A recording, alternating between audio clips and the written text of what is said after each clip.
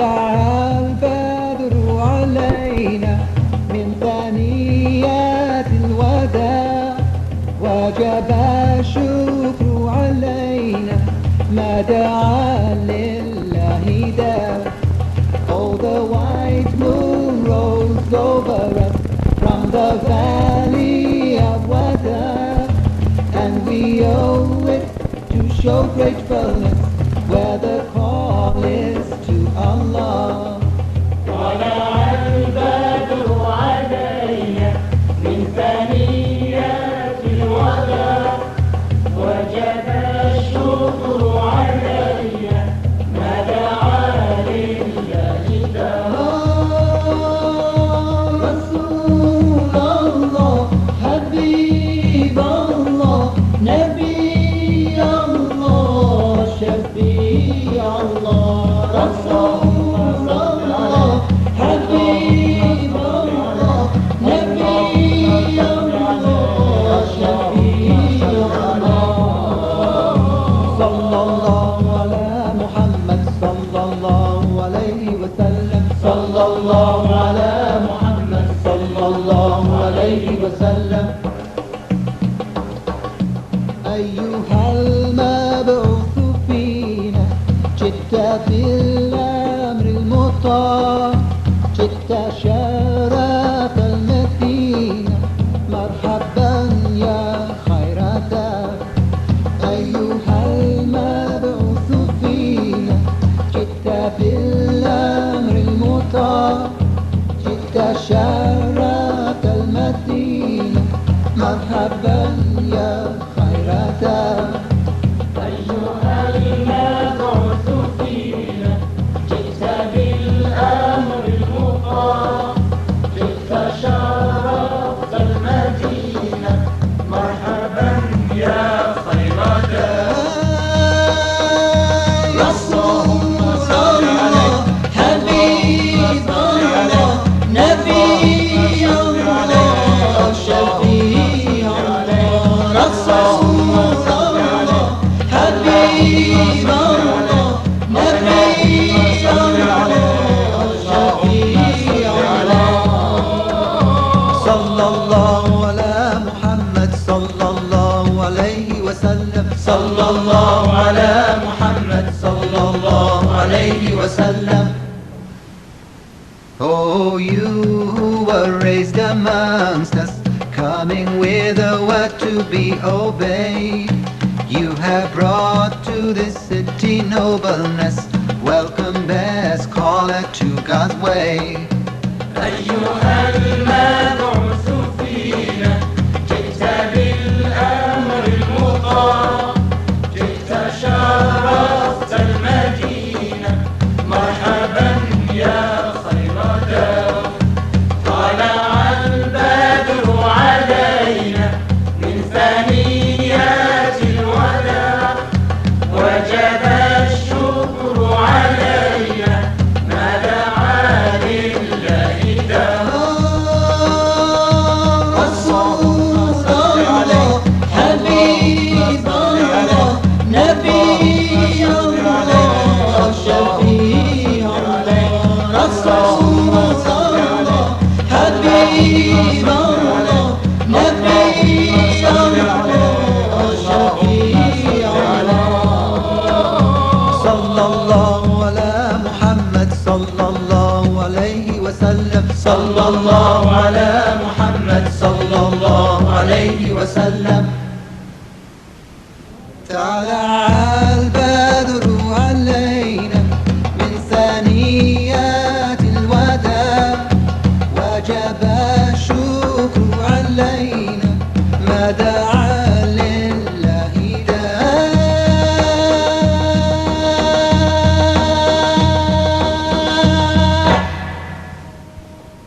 Who were raised amongst us, coming with a word to be obeyed, you have brought to this city nobleness. Welcome, best caller to God's way. أيها المبعوث فينا جئت بالأمر المطاع جئت شرفت المدينة مرحبا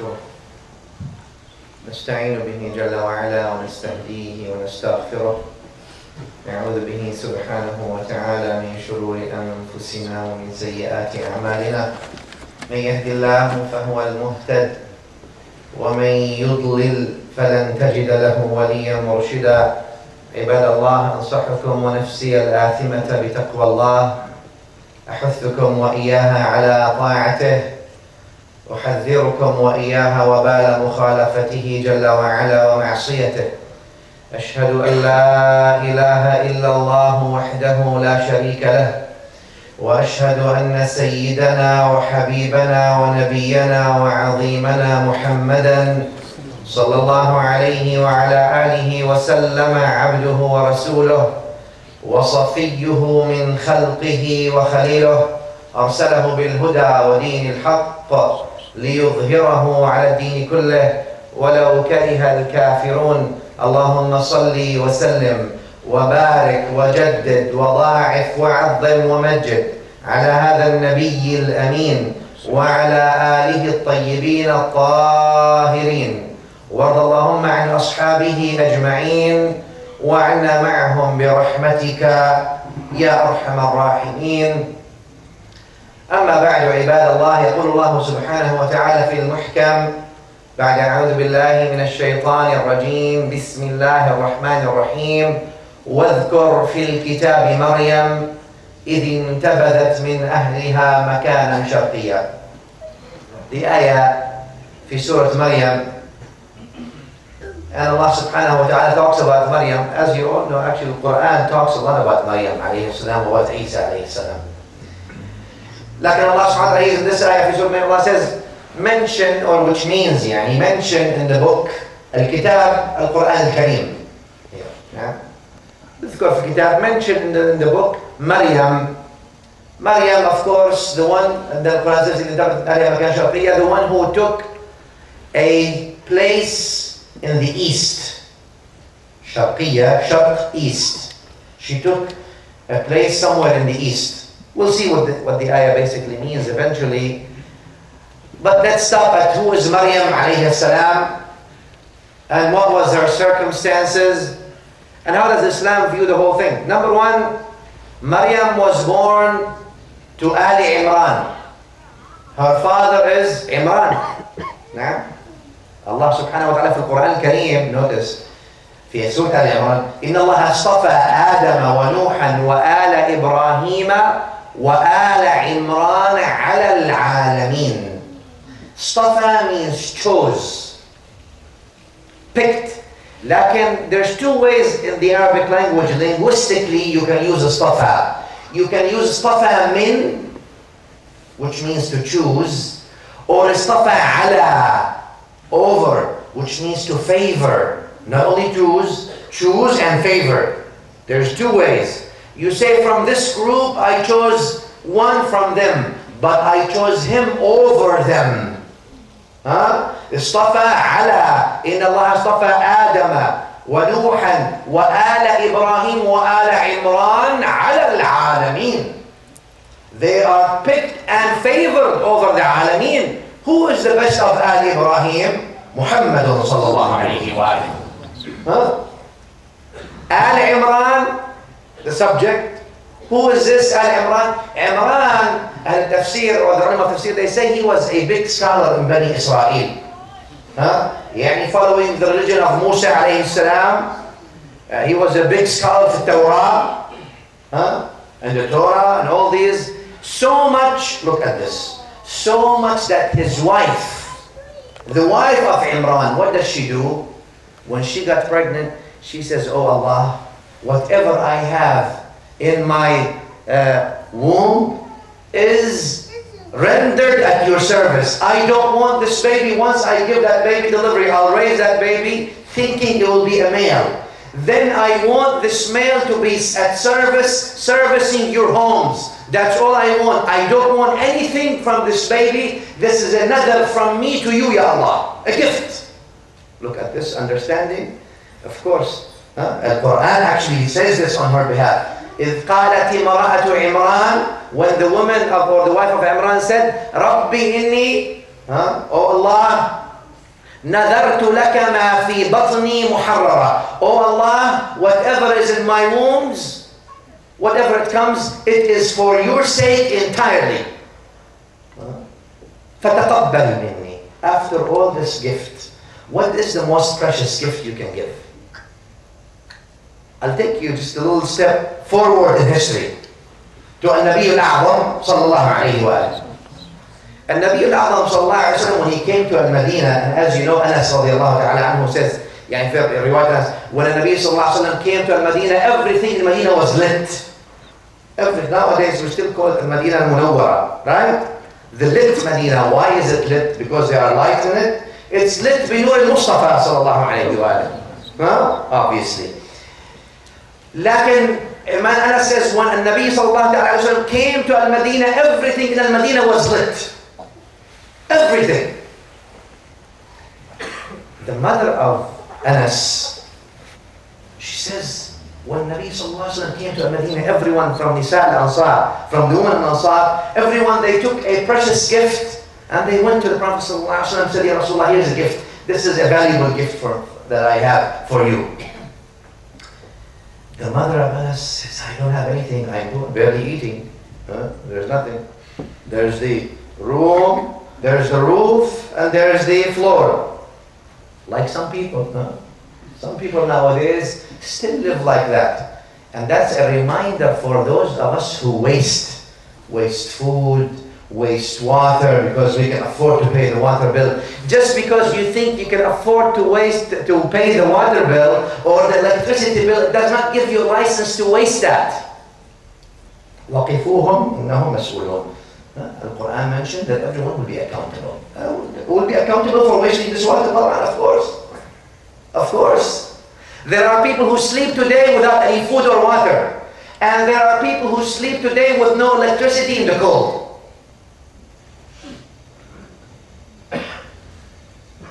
The poet says, وَدَارُ هَوَانٍ بِهَا قَدْ نَزَلْتُ وَلَكِنْ نَزَلْتُ إِلَى السَّابِعَةِ. He says, my home is like the seventh earth. And some people live below. He says, like when I go to my home, it's like I'm going to the seventh earth. The bottom one. وَأَخْشَى بِهَا أَنْ أُقِيمَ الصَّلَاةِ فَتَسْجُدُ حِيطَانُهَا الرَّاكِعَةِ. And I'm afraid if I make a qama of salah, the walls will make sujood on me. This is how shaky it is. No, this is how it is. We have to feel that responsibility. That we are all responsible people for whatever Allah gives us. إِنَّ السَّمْعَ وَالْبَصَرَ وَالْفُؤَادَ كُلُّ أُولَٰئِكَ كَانَ عَنْهُ مَسْئُولًا. Your hearing, your sight, your thinking, your intellectual faculties, Al-Quran Al-Kareem mentions all of this, which means all of this you shall be accountable for. Misuse of that, it means also you shall be accountable for. Anyway. The home of the mother of Anas bin Malik, because it tells you that happiness, unlike the popular mythology that's going on, the popular belief, happiness does not have to do much with money. Now, though, we couple happiness with money. Yeah, I feel happy when I go and spend. That's nice. If you have, please go and spend. But you should not condition happiness to spending. Condition happiness to peace and comfort. Inner peace and comfort. Condition happiness to be decent to the creation of Allah. Condition happiness to service the creation of Allah subhanahu wa ta'ala. Condition happiness to be a true slave of Allah subhanahu wa ta'ala. Sometimes the way things are thrown at us, because that's how we condition, that's how we raised ourselves. But that's not necessarily true. One of our shuyukh in Egypt one time was telling us that, he's going in the funeral of his brother. His brother died, his brother died, and he has a little son with him. And he says, you're going to go now to a dark place, cold place, where no one is with you, and there's nothing around you but the worms. The son asks his father, are you taking him back to our house? This is how our house looks like. But we feel, wallah, I went to places where people live in the middle of the cemetery. Small cubicle like this. Just remember that.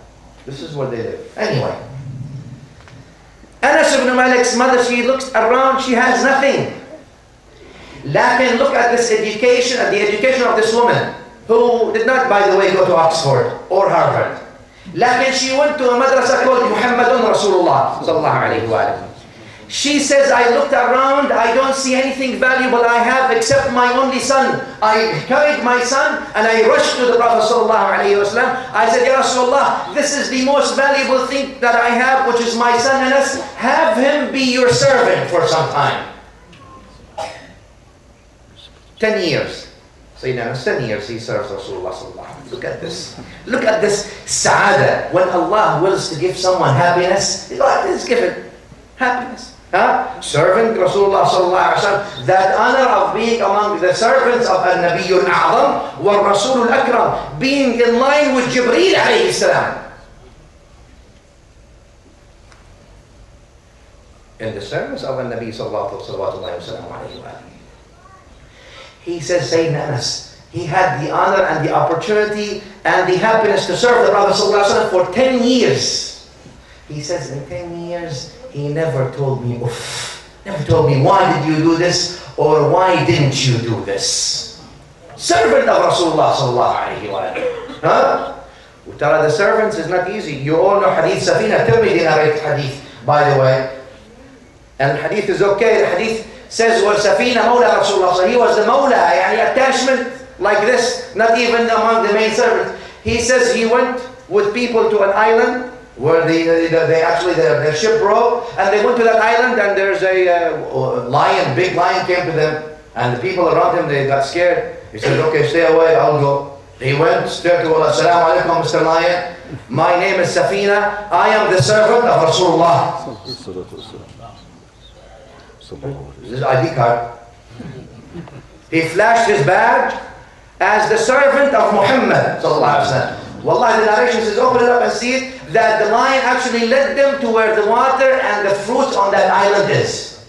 Bismillah ar-Rahman ar-Rahim. وَمَنْ يَتَّقِ اللَّهِ يَجْعَلْ لَهُ مَخْرَجًا وَيَرْزُقْهُ مِنْ حَيْثُ لَا يَحْتَسِبُ. Whoever have taqwa of Allah, Allah will make an exit for him all the time and will give you from ways and sides you never counted on.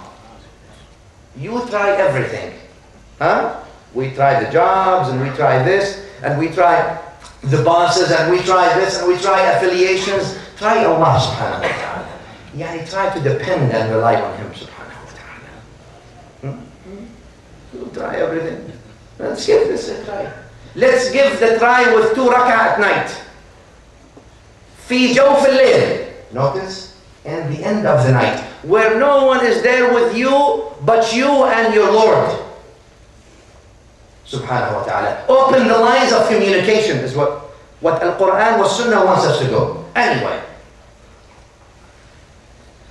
the same understanding, the reason I brought you the event of Anas bin Malik, because it is the same understanding. It seems like the awliya of Allah subhanahu wa ta'ala, Maryam alayhi salam, Anas, the Sahaba, and the mother of Anas, they have the understanding that, I dedicate my son to the Prophet ﷺ. I dedicate my son or my daughter to Allah subhanahu wa ta'ala. That's the understanding that the wife, the mother of Maryam had. The Quran says, إِنِّي نَذَرْتُ لَكَ مَا فِي بَطْنِي مُحَرَّرًا. Oh Allah, whatever is my wombs is nazar for you. For you. For you. محرر. فَتَقَبَّلْ مِنِّي. Notice the Quran here. تقبل مني says, after she says, oh Allah, what I have in my wombs is yours. For your services, basically. Oh, well, we are all ibadullah. We are all the slaves of Allah subhanahu wa ta'ala. Lakin she wanted to have her son or daughter be the servant of the house of Allah for the rest of their lives. That's what she meant. To devote him and dedicate him for the service of the creation of Allah subhanahu wa ta'ala, for the sake of Allah. What did she say after this? The most valuable thing? فَتَقَبَّلْ مِنِّي. Oh Allah, accept from me. Wait a minute. And nowadays, we pray 5 rak'ahs, and after that, we think we have an LC, a line of credit with Allah. In other words, now I did this, now I expect this in return. Now I'm praying. Why I'm fasting? Why I'm growing my beard? No, we'll also cut after this. So now you owe me, in a sense.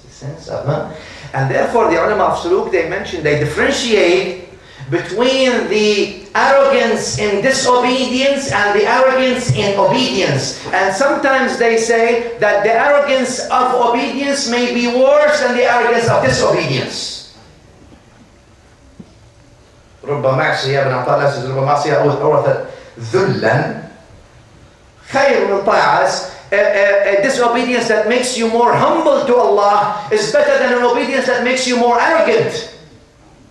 Now the arrogance in obedience, and that's why they feel they have a stake at things. While look at the awliya of Allah, what do they say after they offer everything they have? They're asking Allah to accept their offering, not to give them something in return. She didn't say, "No, I want you to be pleased, make me among the people of Jannah." No, not even that. Oh Allah, I am giving you my daughter as a gift. Oh Allah, accept my intention of offering this. If you accept, that's good enough for me. Huh? That's good enough for me. The Quran mentions that. عباد الرحمن الذين يمشون على الأرض هونا وإذا خاطبهم الجاهلون قالوا سلاما والذين يبيتون لربهم سجدا وقياما. So they stay the whole day doing da'wah, at night they're doing sujood and all this. What do they do at the end? والذين يقولون ربنا اصرف عنا عذاب جهنم. Oh Allah, just make us go away from the pouring torture of Jahannam. That's all we want. إن عذابها كان غراما. Anyway, long topic. Moving back then, let's go back to the ayah. Maryam was born in this family that was religious, dedicated and devoted to Allah subhanahu wa ta'ala from Bani Israel. And it seems like that her father died before she was born even. Some narrations say this, some narration says when she was young.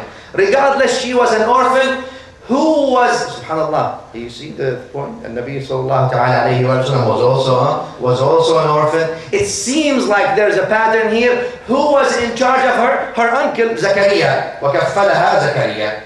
Zakaria, alayhi salam, the father of Yahya, as many of the Mufassirin say, he was the one who took care of her. And from the beginning of the life of Maryam, alayhi salam, coming from this honorable family, honorable environment, but you see signs that are not usual. Not usual. The Quran says, كُلَّمَا دَخَلَ عَلَيْهَا زَكَرِيَّا الْمِحْرَابِ. Number one, when this young woman grew up, she was always in the mihrab. Mihrab what? The mihrab for salah. She's always praying to Allah subhanahu wa ta'ala. And then the Quran says, whenever Zakaria entered the mihrab, the place where she was what? Worshipping Allah subhanahu wa ta'ala. فَاتَّخَذَتْ مِن دُونِهِمْ حِجَابًا. Another ayah. She took a barrier from people. She left the people to the creator of people, basically. She took the journey from the creation to the creator. She abandoned the khalq for the khaliq. So therefore there was a hijab. There was a barrier between her and the people. We talked about the khalwa last time. That's the khalwa of Maryam. She was always in seclusion. But Al-Quran mentions كُلَّمَا دَخَلَ عَلَيْهَا زَكَرِيَّا الْمِحْرَابِ. Whenever Zakaria enters the mihrab on Maryam, what does he see? وَجَدَ عِنْدَهَا رِزْقًا. He sees something, rizq. Something there. Something that's not grown in that place, cannot be brought to her. Something different. Karama. To the awliya of Allah subhanahu wa ta'ala, there's karama, there's that gift that Allah gives them. كلما دخل عليها زكريا المحراب وجد عندها رزقا قال يا مريم أن لك هذا. Oh Maryam, how did you get this? And for how, the place and the time. Not only the place. Where did he get it? How did he get it? In other words, the time is not right, the place is not right. How did he get this rizq that is next to you? What was the answer of Maryam? أن لك هذا قالت هو من عند الله. It is from Allah. It is from Allah. إِنَّ اللَّهَ يَرْزُقُ مَنْ يَشَاءُ بِغَيْرِ حِسَابٍ. If Allah wants to give you rizq, He will give you rizq without countlessly. Therefore, some people I always mention, that oftentimes people, they think they are after rizq and they gain money and money and money, and many of the ulama says really the rizq is what you actually use, not what you accumulate. Therefore, those who are destined to be poor, those who are poor, they may have a very rich and big fat checking and saving account, but they live poor and they die poor. They leave the money for their offspring. That's their job. He has millions, صحيح. Lakin did he benefit from his millions? No. He lived as a poor man. What happened? He died. Did he benefit? No. He didn't count on that. He died as a poor man. Who took that money? The offspring. What were they meant to do? Destroy it. Ruin it. He took it from halal and haram, from here and there, and they will spend it wherever they like. Sunnatullah. Anyway. اذكر في الكتاب مريم إذ انتبذت من أهلها مكانا شرقيا. Really, this ayah also talks about the status of females. What do I mean by that? الحقيقة before Islam, or even after Islam, many nations used to mistreat women until they don't give them their rights. They put them behind, they describe them as filthy or dirty creatures. Actually, many, so what we call now civilized community societies, women were not given their full rights even to vote. In the United States here, until 1930, women could not vote. Al-Quran al-Karim al-Islam comes before 1429 years ago to substantiate a rule where Nabi sallallahu alayhi wa sallam says, النساء شقائق الرجال. إنما النساء شقائق الرجال. والحديث is narrated, as you know, by men, by the five reference of Sunnah, that the women are equals of men. Well, you are making this less than that. They actually, where Nabi sallallahu alayhi wa sallam goes further to emphasize that women are actually the dynamics of society. Ya akhi, the women are half of society. They are the educators of society. The mothers are the educators of society. If you say that they are filthy, you're saying the society is filthy. You're saying the families are filthy. You're saying the families are ignorant. You're saying the families are retarded. And families are units in that society. Islam actually comes to institutionalize the equality of females despite the popular propaganda about Islam. Islam is the one that gave them voting rights. 1429 years ago, they had an opinion. Matter of fact, not only voting, political participation, the woman comes in front of the Khalifa, the supreme leader of the entire Ummah, Umar radiallahu ta'ala anhu, and she says, Ya Umar, you're wrong. Simple as that. And she stops him actually. Not only the freedom of speech and expression, but also the follow-up of execution. You're wrong. It means you have to go back to the constitution of fairness and equality, not only lip service. Welcome to Women 101 in Islam. Now, إذ انتبذت من أهلها. Really, the law is long. Because before they used to bury the women before Islam and thinking this is the honorable thing to do. ألم ترى أن الله جعل النعش بجنب البنات? The poet says. الموت أفضل شيء البنات ويروى بأنه من المكرمات. He says that death is the best thing you can do to the female. Like in Islam comes to. إنا خلقناكم من ذكر وأنثى وجعلناكم شعوبا وقبائل تعارفوا إن أكرمكم عند الله أتقاكم. The one who is most honorable amongst you, whether you are a male or a female, regardless what tribe you are the ones who are more pious. Simple as that, the Quranic standard. طيب. إذ انتبذت أهلها مكانا شرقيا. What is مكانا شرقيا in the east? Why did Maryam took that eastern place? What is that eastern place? They, Mufassirin actually have different opinions. One, they say because the sun shines from the east. Sahih, in the morning, where does the sun shine? From the east. And that's a warm spot usually. If you have a house that faces towards the east, usually the sun is there. So it was a cold day in her seclusion with Allah. She wants to be in where? Towards the sun, so she can receive some of that. Because people, even Ahl al-Kahf, وَتَرَى الشَّمْسَ إِذَا طَلَعَتْ تَزَاوَرُوا عَنْ كَهْفِهِمْ ذَاتَ الْيَمِينِ. So when the sun, the people of the cave, when the sun comes, it gives them light and comfort and peace and warmth, so that life continues. One.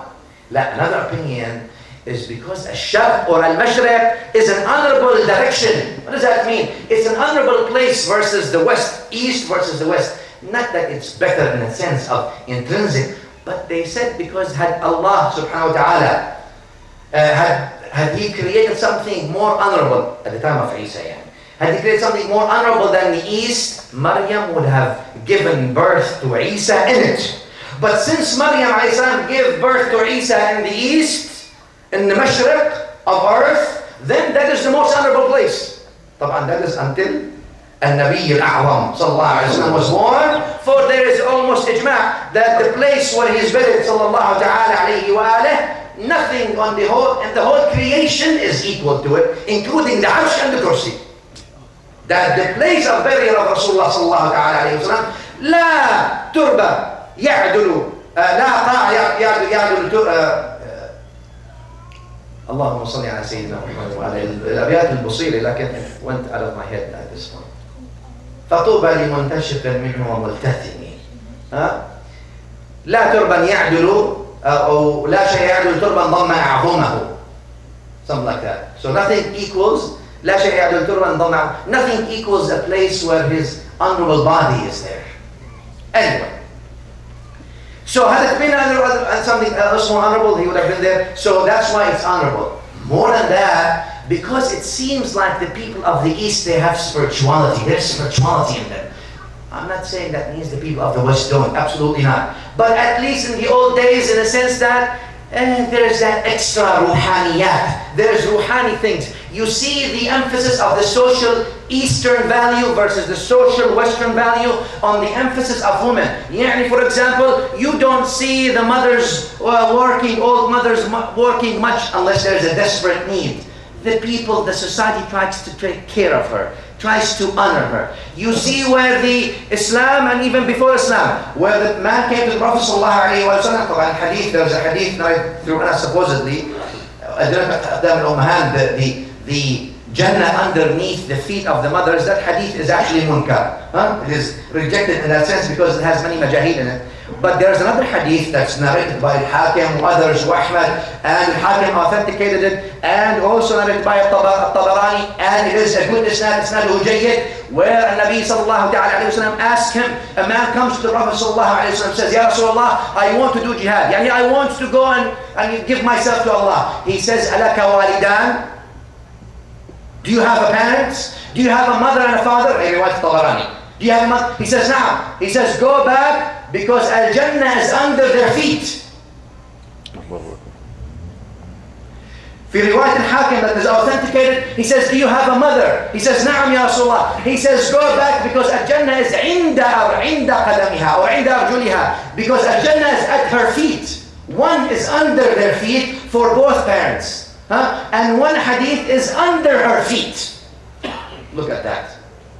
Wait a minute. Jihad? Jihad is where you go and basically don't come back. So he's telling you, annihilate yourself not in the jihad, but annihilate yourself in the service of your mother and father. Sallallahu ta'ala alayhi wa alayhi wa sallam. Therefore, among the ulama of Muslimin, one time he was in his home and he was late to come out to his students. His student says, Sheikh, what took you so long? He says, I was كنت أمرغ خدي على أعتاب الجنة. I was humiliating my cheeks on the floor of Jannah.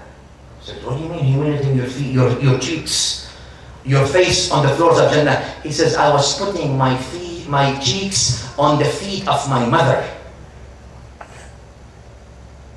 أقول قولي هذا واستغفر الله.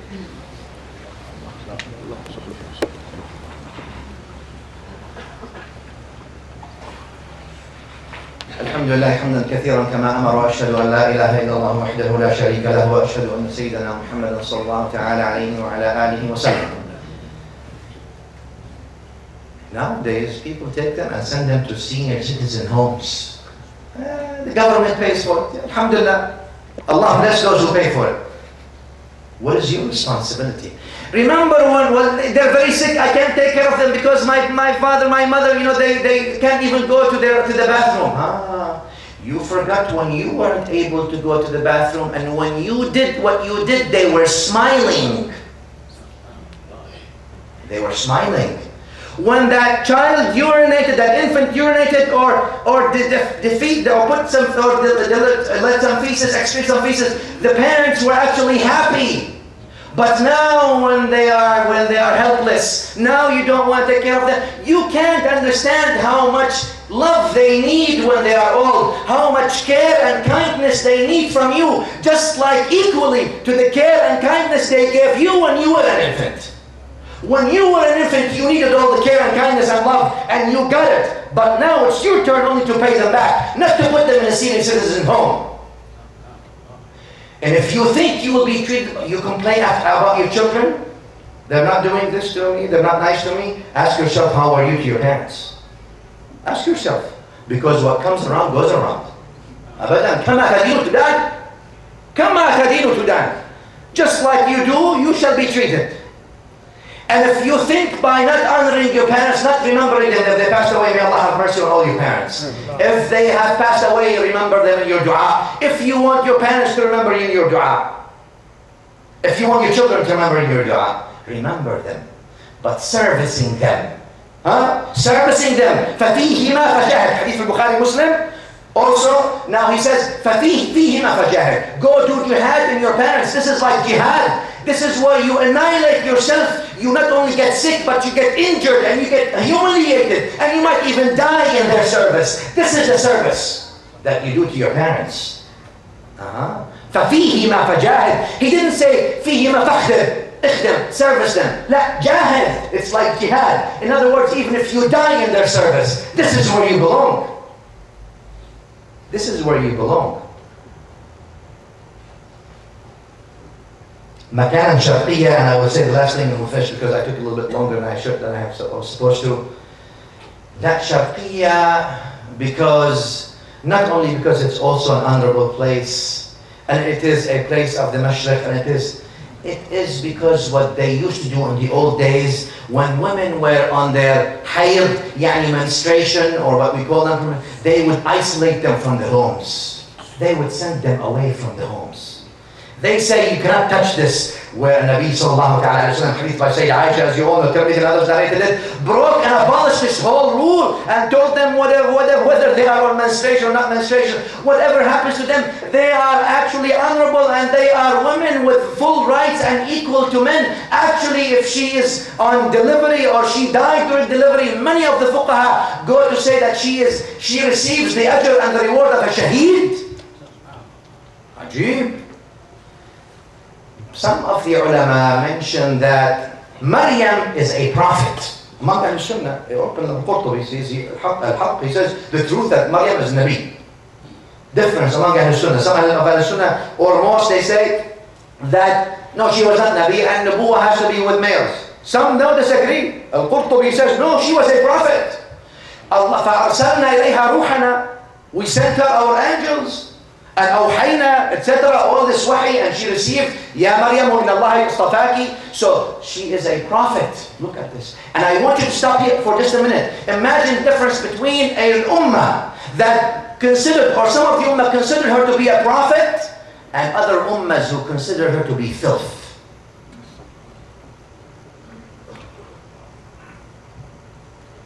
Let me stop here and we'll continue inshallah in the next week. اللهم صل على محمد وآل محمد كما صليت على إبراهيم وآل إبراهيم. بارك على محمد وعلى آل محمد كما باركت على إبراهيم وآل إبراهيم في العالمين إنك حميد مجيد. اللهم انصر الإسلام والمسلمين. أعلي يا مولانا كلمة الحق والدين. اللهم من أراد بالإسلام والمسلمين خيرا فوفقه إليه. من أراد بهم غير ذلك فاجعل دائرة السوء عليه. اللهم رد المسلمين إلى دينك ردا جميلا. آت أنفسنا تقواها وزكها أنت خير من زكاها أنت وليها ومولاها. اشف اللهم مرضانا وعاف مبتلانا وفك أسرانا وارحم موتانا. اغفر اللهم لنا ولآبائنا ولمشايخنا ولمن له حق علينا ولمن على الخير أعاننا وعن الشر أبعدنا ولمن أوصانا بالدعاء وصلى الله وسلم على سيدنا محمد وآله أقم الصلاة.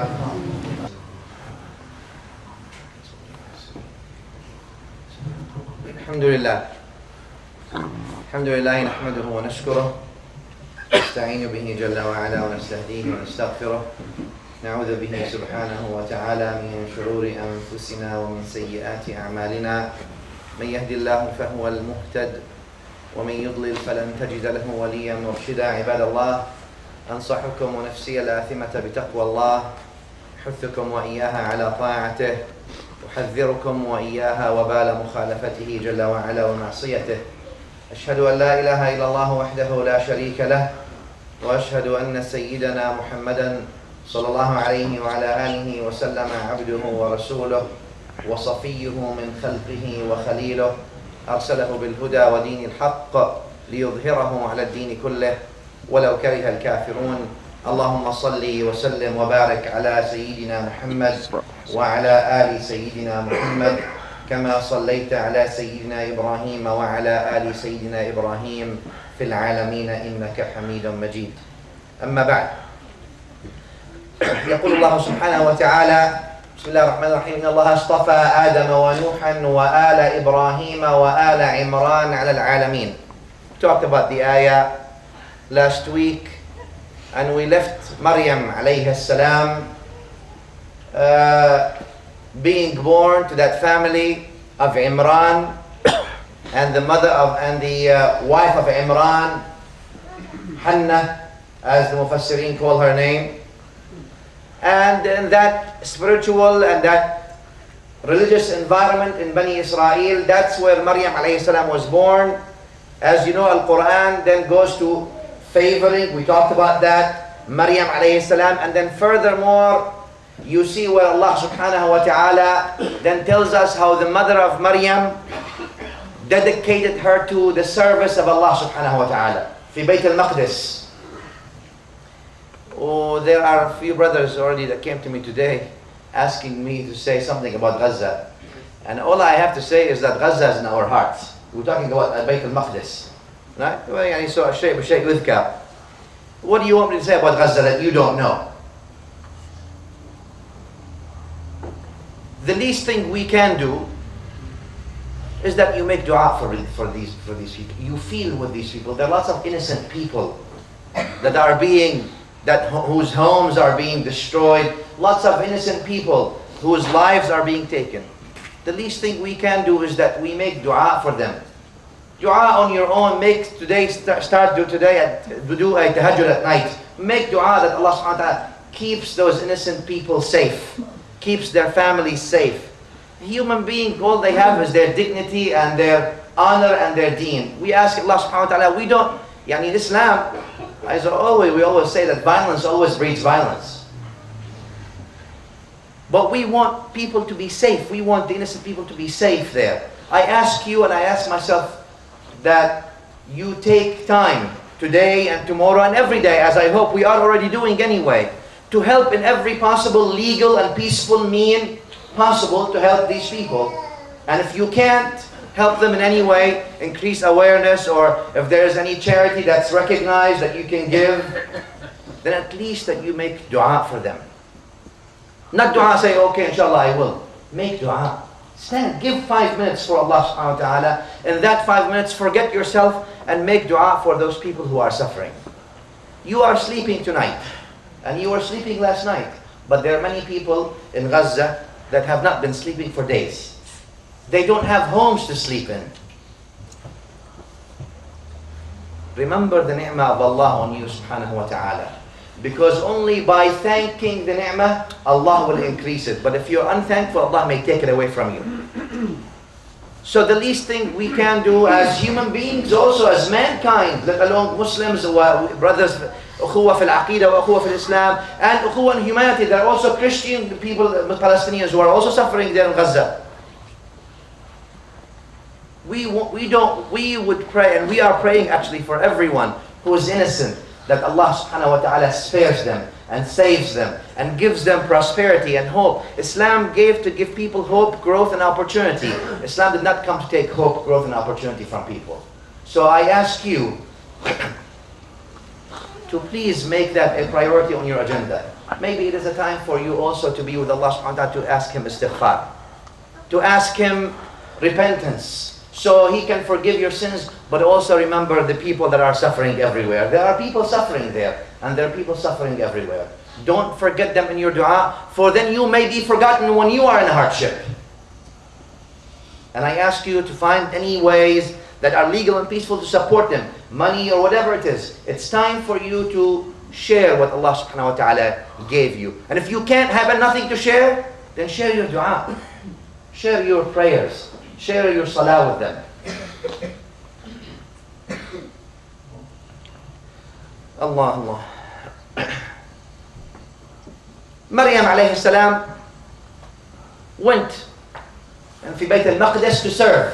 Remember that the mother of Maryam wanted to dedicate her to go to Al-Quds in Jerusalem to serve that house of Allah subhanahu wa ta'ala. And that's something, again, we talked about that. That's something very honorable. Like the Quran says, فَلَمَّا وَضَعَتْهَا قَالَتْ رَبِّ إِنِّي وَضَعْتُهَا أُنْثَى وَاللَّهُ أَعْلَمُ بِوَضَعَتْهَا. When she delivered Maryam, يعني حنة the wife of Imran, when she delivered Maryam, she turned it's a female, and she says وَلَيْسَ الذَّكَرُ كَالْأُنْثَى. Now some people say, well, Al-Quran says that the females look like the male. That means there's a variation here, and one is better than the other. No, no, no, no, no.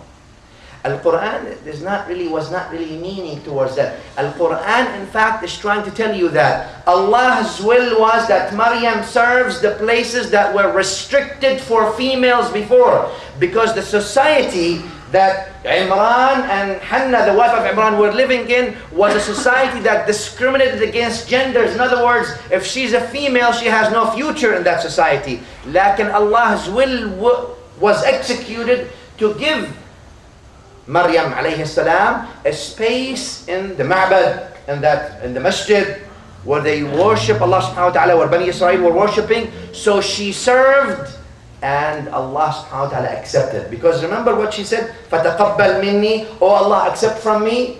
The wife of Imran, what did Allah say? فَتَقَبَّلَهَا رَبُّهَا بِقَبُولٍ حَسَنٍ. Allah accepted. Accepted. And accepted, number one, gave Maryam a space to serve, because females weren't even allowed to serve in the religious institutions in Bani Israel at that time. Many faith systems until today. They don't allow females to reach a certain scholarly or authority position in Islam.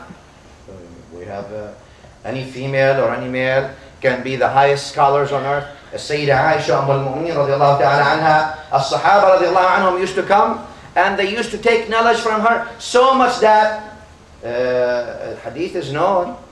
He says, I saw masyakhatu ashabi Muhammad sallallahu alayhi wa sallam. The hadith sahabi is saying that I saw the shuyukh, yani the elderly, the seniors of the companions of Rasulullah sallallahu alayhi wa sallam, coming to her to take knowledge from her. Therefore, Ibn Umar radiallahu anhu was crying when he heard she passed away. Look at this. Ibn Umar, already a scholar, alim min ulama, min fuqaha as-sahaba, but he cried when he heard that Aisha radiallahu anha passed away. So in Islam, really, we don't have that. Anybody can be, huh? Bismillah ar-Rahman ar-Rahim. Ya ayyuhan nas, inna khalaqnakum min dhakarin wa untha. We have created you from males and females. At the end of the ayah, inna akramakum indallah atqakum. The most honorable amongst you to Allah is the most pious. That's the end of the day. And that's the end of the deal. We move on now to what happened to Maryam. Maryam started going into that masjid to pray with Bani Israel. They allowed her a space. Zakaria alayhi salam. Remember, Zakaria was on two narrations. Zakaria is the prophet Zakaria, and Nabi Zakaria alayhi salam. He was, the ulama said, he is the mother of her aunt. I'm sorry, he is the husband of her aunt. Huh? Or he is the husband of her sister. Though I think I lean towards that he was the husband of her aunt. Why? Because he was so old. وَبَلَغْتُ مِنَ الْكِبَرِ عِتِيًّا. Al-Quran Al-Karim talks about him when he speaks, oh Allah, I am so old. Yani it's beyond 80, beyond 90. He couldn't have been her sister's husband, as it would have been probably more suitable from a mathematical point of view, that he was the husband of her aunt. Anyway, so she, Allah subhanahu wa ta'ala, فتقبلها بقبول حسن عفوا وأنبتها نباتا حسنا. أنبتها نباتا حسنا, it means, the ayah means, nabat means plant. But what do you do when you have a plant? You take care of the plant. You put water to the plant. You make sure that sun shines on the plant. You watch the plant to grow. As if Allah is saying, and we have raised Maryam just like people take care of their plant well. We have taken care of her well in her upbringing and raising. أنبتها نباتا حسنا, has given her all that she needs to prosper, to grow in her deen and to grow in her dunya. How is that? They used to say, or Mufassirin say, that she grew in her dunya, and as a woman, she grew faster. And she matured very quickly. With the intellect and all these things that people were wondering, there's something not normal about this Maryam here. Also, in the ulum of the deen, that because of, what was she doing? Yani Maryam, alayhi salam, she was worshipping Allah all the time except her shift. Because remember, she was dedicated to serve. The shift of serving the masjid, where people pray, that's her shift. She would work and clean the masjid and takes care of the masjid and serve the masjid. When she's off work, she's still in the masjid praying. That was her life. In the day and night, she's doing praying to Allah subhanahu wa ta'ala and being close to Him, making dhikr of Allah subhanahu wa ta'ala. When she has to work, she's still working in the place of sujood and the place of worship. And this is how she grew, and people saw that, and Allah subhanahu wa ta'ala put blessing and raised her in a special way. When people saw this, Bani Israel, the scholars of Bani Israel, they say, this is something. They see the nur on this young lady, on this young girl, all these things. They thought, who will take care of her? They thought, Zakaria as the prophet, alayhi salam, prophet, maybe.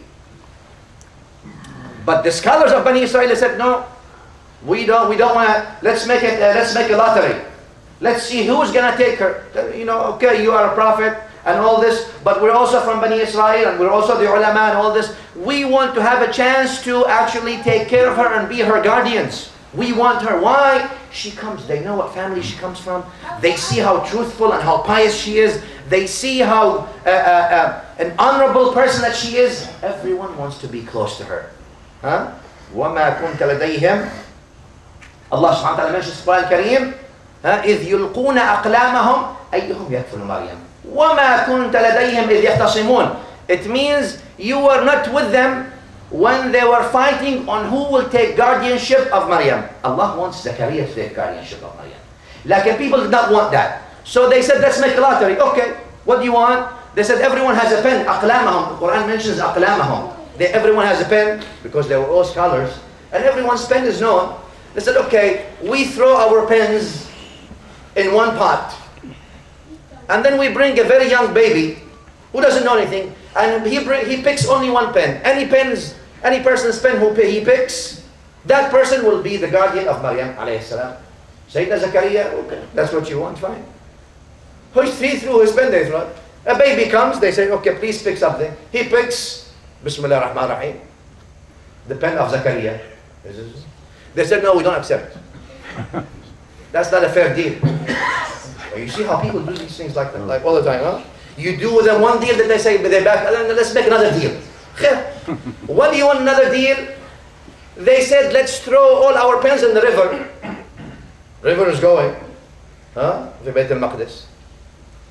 With the pen that goes against the current, that's the pen that has the guardianship of Maryam. What do you mean against the current? Current is going this way. What, a pen, small pen, how can it go against the current? Sayyidina Zakaria knew he was going to be the guy. Okay, Bismillah, through. They threw all the pens in the river. All the pens went one way, and the pen of Zakaria salam went the other way.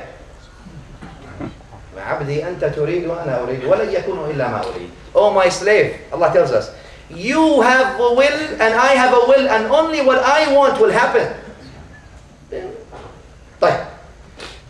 He says, this is my pen, so they said, no, that's not a fair deal either. Second time, what do you want? They said, no, the third is a charm. Khalas. We promise you, the third is the last thing. What do we do? They said, they figured out, they got together, they said, well, since his pen is went the other way, maybe there's a secret. So let's reverse it. They say all the pens that go against the current are wrong, and the one that goes with the current is the one that takes Maryam. Since all of them went with the current, they say, at least we exclude Zakaria, and then we figure it out between us. So they threw the pens, and all their pens went against the current. Only the pen of Zakaria went with the current of the river. They say, now, yeah, that's it. We can't, there's nothing we can do. He took Maryam alayhi salam, وَكَفَّلَهَا زَكَرِيَّا الْقُرْآنِ الْكَرِيمِ. And the Quran mentions خُصُومًا يَخْتَصِمُونَ. يُلْقُونَ أَقْلَامَهُم. They throw their pens and they have a fight about this because they see how great of a person she is, alayhi salam. And they want to be, because people always want to be close to those who are clean and honorable. Even if they themselves, they feel that they are not. Therefore, on the field of suluk and spirituality, حتى ابن العربي الحاتمي, he says, إبداعا كثير هذا الطريق لنظافته وبعدت الأفهام عنه لدقته. Many people want to claim things because it's pure, even if they don't belong there. Okay. Zakaria took her. He is the husband of her aunt, old man. His wife, yani her aunt, the aunt of Maryam, is also extremely old, and not only old, عاقر. She's an infertile woman. The Quran Kareem says, وَمَرَأَتِي عَاقر. My wife is infertile. وَقَدْ بَلَغْتُ مِنَ الْكِبَرِ عِتِيًّا. And I am such an old man. Took her, took care of her, start watching her. Now look, she comes from this family. She's been raised in the masjid. She serves the masjid. She's doing all good things, and the nur is coming on her. And Zakaria comes and sees all that in front of him all the time. And she has a special place in the masjid, al-mihrab, where she prays. كلما دخل عليها زكريا المحراب وجد عندها رزقا. The Quran Kareem mentions every time that Zakaria comes to the mihrab, to where she's worshipping Allah, when she is alone in seclusion, فاتخذت من دونها حجابا, وجد عندها رزقا. He sees rizq. Some mufassirin, again we talked about this before, but let me just mention real quick also, just to remind you. They said that this rizq is the fruit of the winter and the summer, and the fruit of the summer and the winter, and all these things they see with her. قال يا مريم أن لك هذا قالت هو من عند الله. Every time she says من عند الله. Where did you get this from? How are you getting these things? There's not the place or the time or the season, or how do you get these things? هو من عند الله. هو من عند الله. Her answer all the time, هو من عند الله. إن الله يرزق من يشاء بغير حساب. Allah gives to whomever He wants countlessly. Al-Quran Al-Kareem says هنالك دعا زكريا ربه. Zakaria as Nabi. We said that most, the Jumhur of Ahl Sunnah, is that Maryam is waliya, not Nabiya. Yeah? Okay. But the Quran says هنالك. هنالك is a word used in the Arabic language to indicate the place and the time. At that place and at that time. That's what هنالك means. At that place and at that time, Zakaria begged his Lord. He made dua to his Lord. قال رب هب لي من لدنك ذرية طيبة إنك سميع الدعاء. Oh Allah, give me a son. At that point, is there a connection? Yes. Zakaria comes and sees Maryam with this connection with Allah subhanahu wa ta'ala. The awliya of Allah subhanahu wa ta'ala, the malaika are coming around her, they're giving her rizq, they're doing all these things. She says unexplainable things, a supernatural karama, all these things. And Sayyidina Zakaria alayhi salam, he realizes it's the time to make dua to Allah subhanahu wa ta'ala, because it's such a blessed place and such a blessed person. Place and person. We always choose dua closed or close to special places, because your dua in Atlanta is not as the dua in Al-Madinah. Al-Madinah Masjid is great, like Al-Madinah is different. Your dua there is different than the dua here. And your dua close to Sahaba radiallahu anhum is different than your dua close to someone around here. So it makes a difference. Why? Because as-salihin, the pious people, the mercies of Allah descend on them. The closer you are to them, the closer you are to the mercy of Allah subhanahu wa ta'ala. Notice? So therefore, Zakaria alayhi salam, though he's a prophet of Allah, and in that sense he's a higher level of Maryam, but he realized this is a blessed person, it's a blessed time and a blessed moment and blessed space, so let me take advantage and make dua to Allah.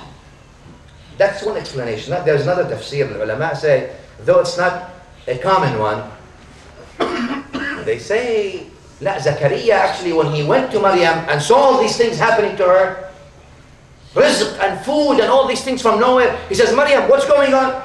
أَنَّ لَكِ هَذَا قَالَتْ هُوَ مِنْ عِنْدِ اللَّهِ. So he's from Allah. And then she told him, and Allah informed him that she will be bearing a son with no husband. Maryam, she will be having a son without marriage. He's got that confirmed knowledge from Allah subhanahu wa ta'ala. Then he remembered himself. His wife is infertile, cannot bear children, and he's such an old man. Then he figured, if Allah gives Maryam a son with no husband and no precedent and nothing, why wouldn't he give me a son and I have a wife, though she's infertile and I'm old? So he made dua, taking advantage of the circumstance that Allah is granting these things, so he can also grant me. He knew Allah grant him, but then he says, Ya Allah, as if, since you're granting Maryam a son with no husband, then how about you grant me also a son, and with my condition of my wife? And Allah subhanahu wa ta'ala gave him what he wanted. Ya Zakaria, inna nubashiruka bi ghulamin ismuhu Yahya. Now you have a Yahya, go. No problem. Now, at this point where she realizes that she's gonna be pregnant, basically, she saw the angel. قالت إني أعوذ بالرحمن منك إن كنت تقيا. قال إنما أنا رسول ربك. I am the messenger of your Lord. لأهب لك غلاما زكيا. When she heard this, she says, how أن يكون لي غلام ولم يمسسني بشر ولم أكن بغيا. How will I have bear child without being married? How will I bear a child without being married? And I am not a woman of evil doings.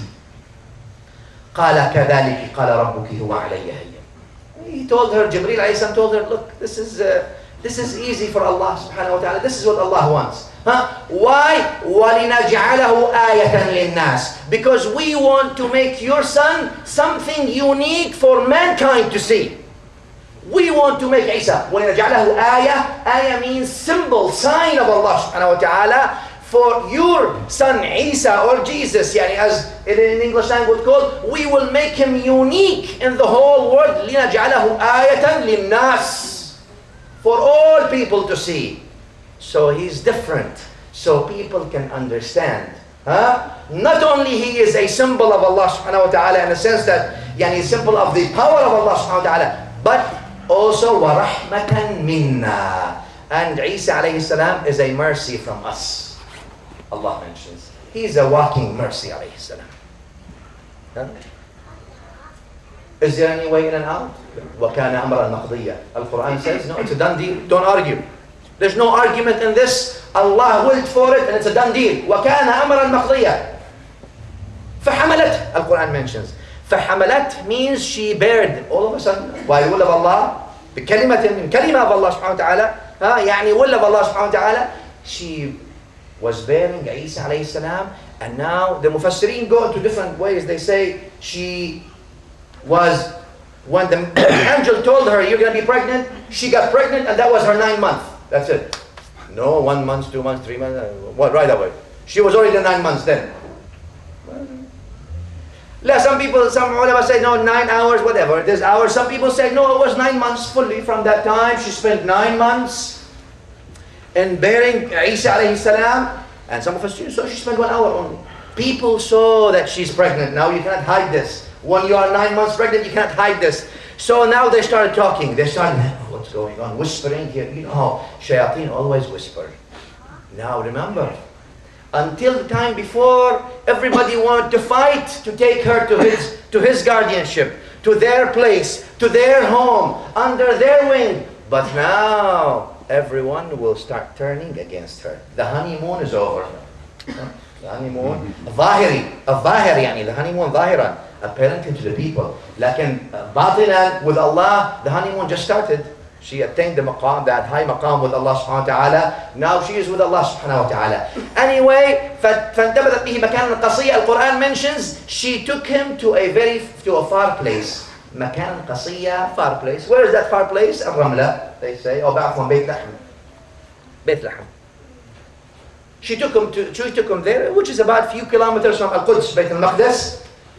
Until Allah subhanahu wa ta'ala says, فَأَجَاءَهَا الْمَخَاضُ إِلَى جِذْعِ النَّخْلَةِ. Al-Makhad, now the contractions and labor, she's set in labor, and she was next to a palm tree.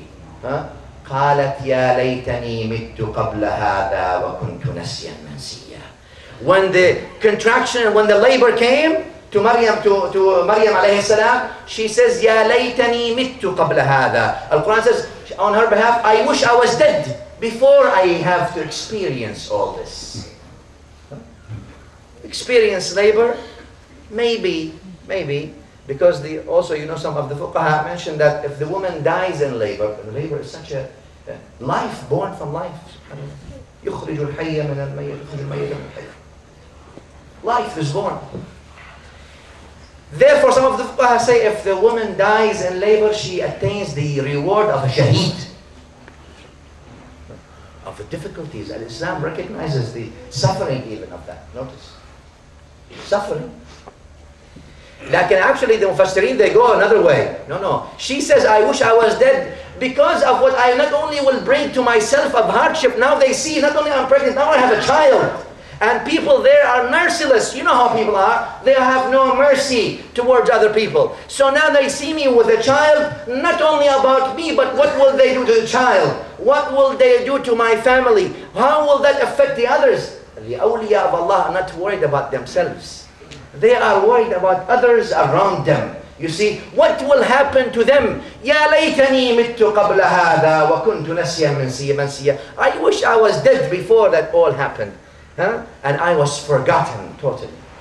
Some people, when these things happen, the fitna happens, and people, they slaughter you with their tongues. What is that with the tongues? Can you slaughter with the tongue? Sure. Because the tongue is sharper than a sword. And the tongue takes more to Jahannam than the sword. Yeah, of course. وهل يجر الناس حديث معاذ, you all know the hadith of Mu'adh, hadith sahih, and Nabi sallallahu alaihi wasallam, when he says, and what do you think, Ya Mu'adh, will take people on their faces in Jahannam? They will be dragged, except the result of what they say.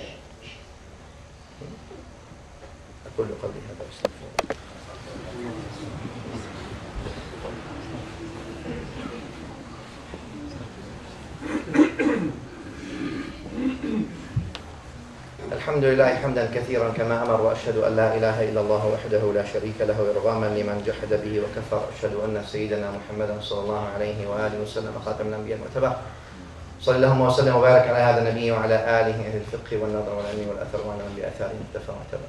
People sometimes with time of fitna, that's why it's called fitna, they bail out. Hardship comes, they can't stand it. عمر خيام, the رباعيات, he says in his رباعيات, لبست ثوب العيش لا مستشار وحرت فيه منشة الفكر. هذا رباعيات الخيام. عمر خيام, he's a Persian from Naysabur. That is, the poetry was in Persian, but it was translated to Arabic, and some singers sing it. Yeah? By the way, that Umar Khayyam is very famous in the Arab world. Like Umar Khayyam, by the way, that Persian poet, he is a genius mathematician. He is the inventor of the third-degree algebra equations. Third-degree algebra equations and the triangular calculations, high level of algebra. But alhamdulillah, in the Muslim world, we only know about the side of his poetry. Not only the meanings, actually, but how to sing it. Huh? But mathematics, forget it. We can take the poetry and we can sing with the poetry, not even knowing what the meaning of the poetry or whatever it is with the poetry. As far as mathematics, that's somebody else's job. Let everybody else in France or others, they can worry about that. We will worry about singing poetry, and we have been singing poetry for a long time. And I don't know when the time will come to wake up from the melody of the poetry to the meaning of the poetry, and maybe beyond the meaning of the poetry. يا عالم الأسرار, he says in his رباعيات, يا عالم الأسرار علم اليقين يا كاشف الضر عن البائسين. نسأل الله أن يكشف الضر عن البائسين. Lots of بائسين, lots of people that need Allah subhanahu wa ta'ala to intervene and take and relieve their suffering. Huh? نسأل الله سبحانه وتعالى أن يقبل توبتنا. May Allah accept our توبة. الله يا قابل الأعذار فئنا إلى ظلك فاقبل توبة التائبين. Oh Allah, you accept the excuses. So accept our excuse and cover us. Huh? Cover us with your mercy. إن لم أكن أخلصت في طاعتك, if I have not been dedicated and devoted enough in your obedience, huh? فإني أطمع في رحمتك. But I am greedy in your rahmah, wallah. Huh? The only thing that gives me hope, يشفع لي وإنما يشفع لي أنني عشت لا أشرك في وحدتك. And what gives me hope is that I live without disassociating anyone else with you, Allah. We leave Maryam here, inshallah. We'll continue next week. And we ask Allah subhanahu wa ta'ala to give us the lessons from Maryam alayhi salam, and to realize that the line of the awliya enjoy those hardships as if it is a door for them to be closer to Allah, while the other people, they view it as hardships and as a barrier from Allah. Maryam was worried about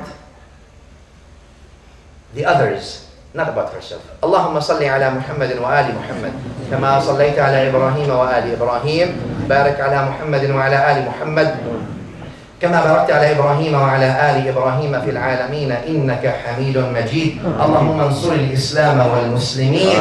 أعلي يا مولانا كلمة الحق والدين. اللهم من أراد بالإسلام والمسلمين خيرا فوفقه إليه، من أراد بهم غير ذلك فاجعل دائرة السوء عليه. اللهم انصر إخواننا في فلسطين، اغفر اللهم لهم، تجاوز عن سيئاتهم، زد في حسناتهم، استر أعراضهم. اللهم واغفر لنا ولهم، اجمعنا وإياهم على حوض نبيك محمد صلى الله عليه وآله وسلم، فك أسراهم، ارحم موتاهم، اغفر لنا ولهم. اللهم اغفر للمسلمين والمسلمات والمؤمنين والمؤمنات الأحياء منهم والأموات، إنك يا ربنا سميع قريب مجيب للدعوات. وصلى الله وسلم على سيدنا محمد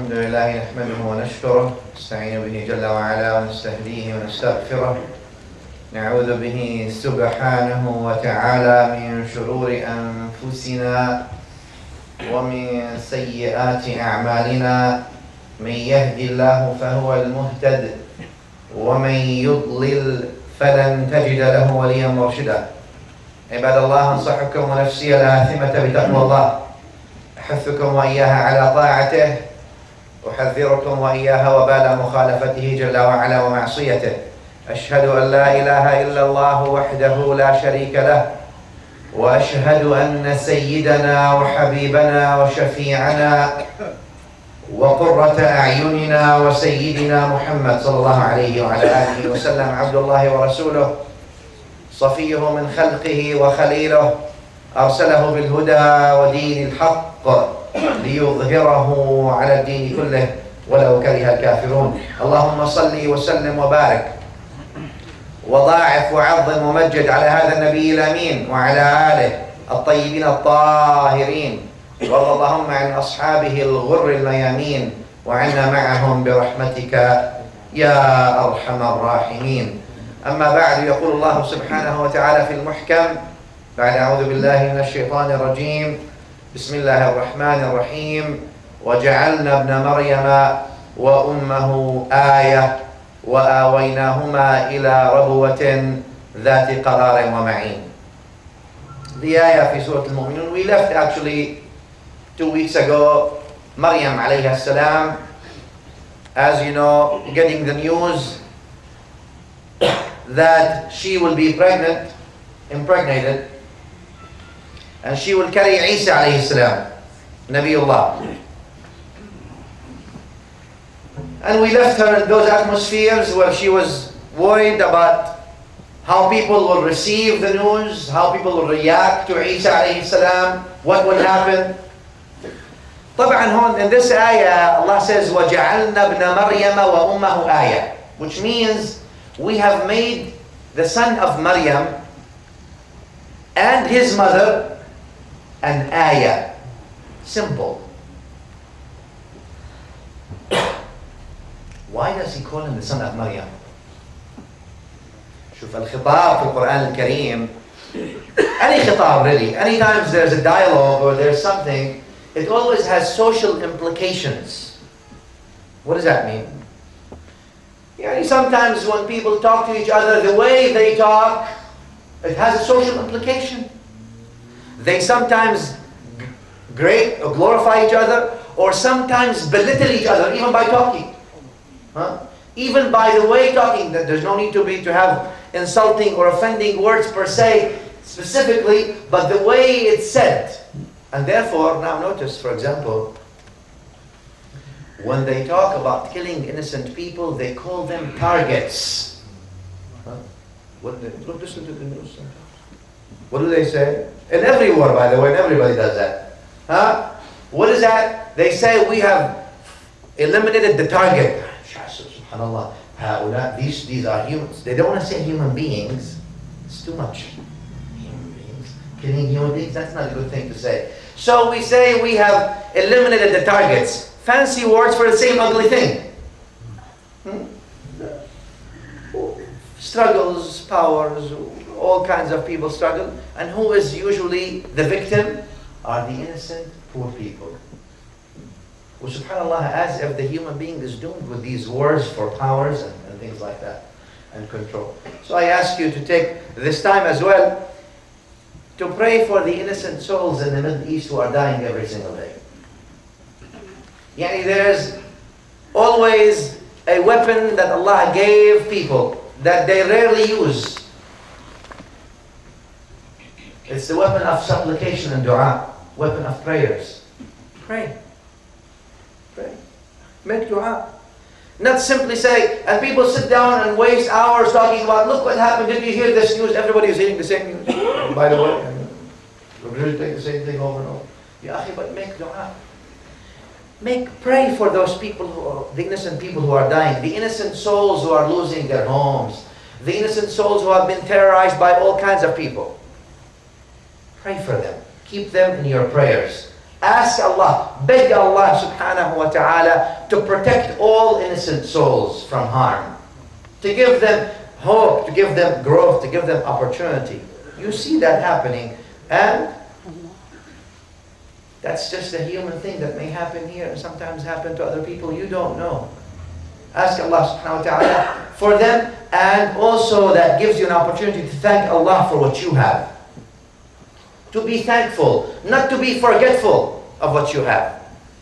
Because the very simple things such as water and electricity becomes very, very important and maybe even life-saving sometimes, that people take for granted. Al-khitab al-Qur'ani or any other khitab always has dalail or madlulat or things that you take from it. Ibn Maryam, why? It seems Al-Quran has a message. Why does he call him? He didn't call him Isa. وَجَعَلْنَا عِيسَى وَأُمَّهُ آيَةً. Same meaning, right?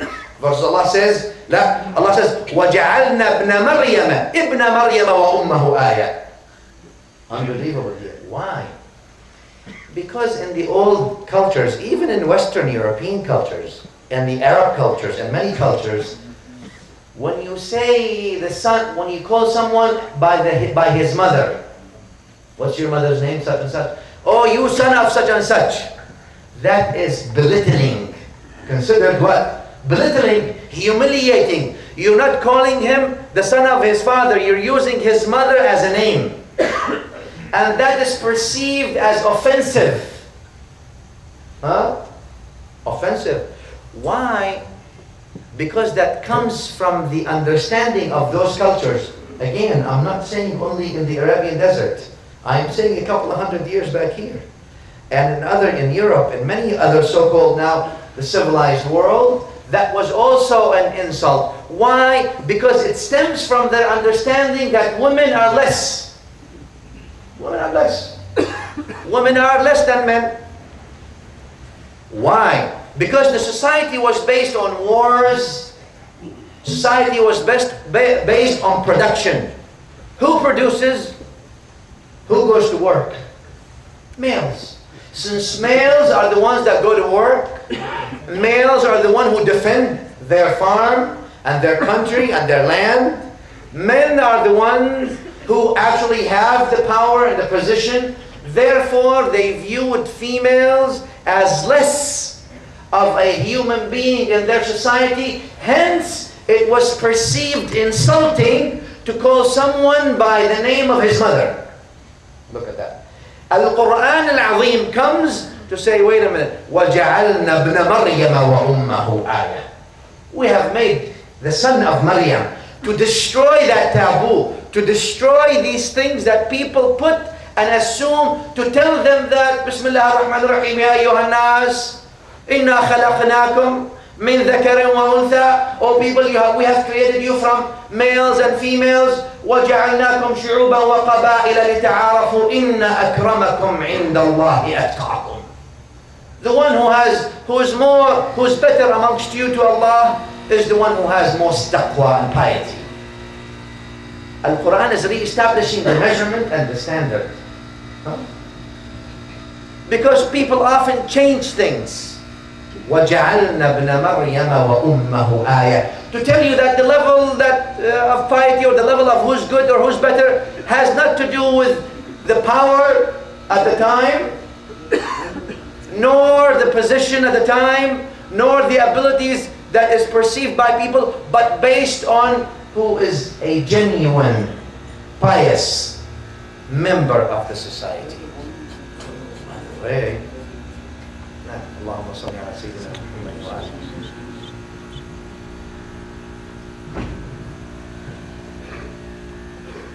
The funny thing is, why would you consider this an insult? Yani, the human being is simply part of his mother and part from his father. Part from here, part from there. He is the son of his mother just like he is the son of his father. What's the problem with that? Al-Quran did not only want to stop here. Al-Quran wants to emphasize something even bigger than that equality. To say that many women are actually, it's an honor for you to be called son of your mother if your mother is such a pious and great person like Maryam alayhi salam. Huh? Not only equal, no, what do you mean equal? Al-Quran glorifies him by saying, وَجَعَلْنَا ابْنَ مَرْيَمَ. It's an honorable name to call Isa alayhi salam. Instead of calling him Isa, calling him Ibn Maryam. This is more honoring. Why? Because his mother is his mother alayhi salam. His mother is such a pious wali of Allah that it is an honor actually to call him like this. Therefore, Imam Zayn al-Abidin, Ali ibn Hussein, was attributed to him when he stood in Damascus and given the khutbah. Among the things he said, أَنَا بْنُ عَدِيمَاتِ الْعُيُوبِ. زين العابدين علي بن حسين بن فاطمة وعلي بنت رسول الله طبعا.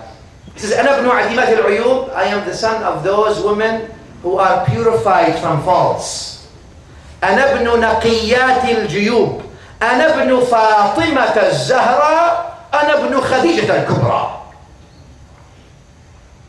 I am the son of Fatima al-Zahra. I am the son of Khadija al-Kubra. Enough said. Basically. So you see what Islam, unlike the popular opinion that says Islam discriminates and does these things, that Islam actually favors them and puts them in a place that to destroy all the taboos and the things that were said about them by saying that وَجَعَلْنَا ابْنَ مَرْيَمَ ابْنَ مَرْيَمَ وَأُمَّهُ آيَةً. Ayah means something miraculous, if you want to say that, or a symbol. And sometimes people say, sure, يعني Maryam alayhi salam was receiving rizq from Allah without doing anything. Also, Maryam alayhi salam was admitted in the place of worship in Bani Israel, and though they don't accept women there, because remember that in the time of Bani Israel, they view that women menstruate. They go through their menstrual cycle, and because they do that, then they're not allowed to go to their worship place, so they did not admit them in their worship place. Now Maryam was admitted, so that's also it's a karama, it's a something that supernatural happened to her. But the ulama say all that is not really injaz. This is not an accomplishment for Maryam alayhi salam. This is a karama from Allah. Allah honored Maryam like this. Well, what is the accomplishment of Maryam? Once she carried Isa, now the accomplishment starts. What does that mean? Well, once you carry the message, now the accomplishments will start. Before that, it was given. Allah gave her this, gave her the rizq, facilitate for her to go to the worship, etc. Now that she sees and now that she is in that place, now she carries the message within her. Isa alayhi salam, now once you carry a message, what will happen to you? You will have to suffer. You will have to suffer. You will have to sacrifice. You will be called names. You will have hateful people around you. Usually ignorance, not usually, all the time ignorance. Haqideen, jealous, ignorance, all kinds of things all around you. What do they want to do? They want to do this and they want to do that. This is the beginning of the long journey of difficulties Maryam alayhi salam had to endure, and those were her accomplishments. The accomplishment was not that Allah gave her a rizq. Allah gives rizq to His awliya all the time. But not everybody can withstand the difficulties and hardship that Maryam alayhi salam withstood, because she realizes the true message of La ilaha illallah. She carried him. And she carried the message. And she was Maryam. And who Maryam? Her father Imran, her uncle is, as we talked last, Zakaria is the father, or is the husband of her aunt, her uncle basically. Anbiya, and all these things, that she was still called the worst kinds of names. She was still accused the worst kinds of things. She had to endure all these things, telling you that, look, if you think you're going to be sitting home, pampered, and request your rights, I would like to have a little bit more rights, I would like to have some more dignity, I'd like to have some more this, and I'd like to have some more money, then you're sadly mistaken. What you have to do, if you believe in Allah subhanahu wa ta'ala, you have to work for that.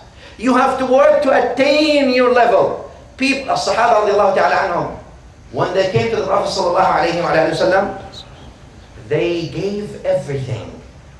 They gave everything, not only suffering, but actually sacrificing and suffering and giving what they have, not financially only, but also physically, to what? To please the Prophet ﷺ, so they can achieve that maqam of walaya to Allah subhanahu wa ta'ala. So they achieve the status of being honorable radiallahu ta'ala anhum ajma'in. There has to be giving, not only taking.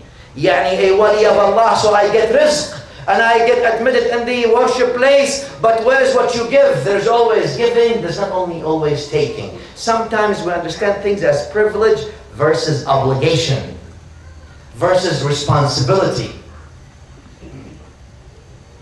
Ayah, وَجَعَلْنَا ابْنَ مَرْيَمَ وَأُمَّهُ آيَةً. Ayah means a symbol. Something really supernatural, if you were to say. What is supernatural? People view what psychologists call classical conditioning. What's classical conditioning? You take a knife and you cut the tomato with a knife, and the tomato is cut. Okay, now you say that the knife has an attribute of cutting.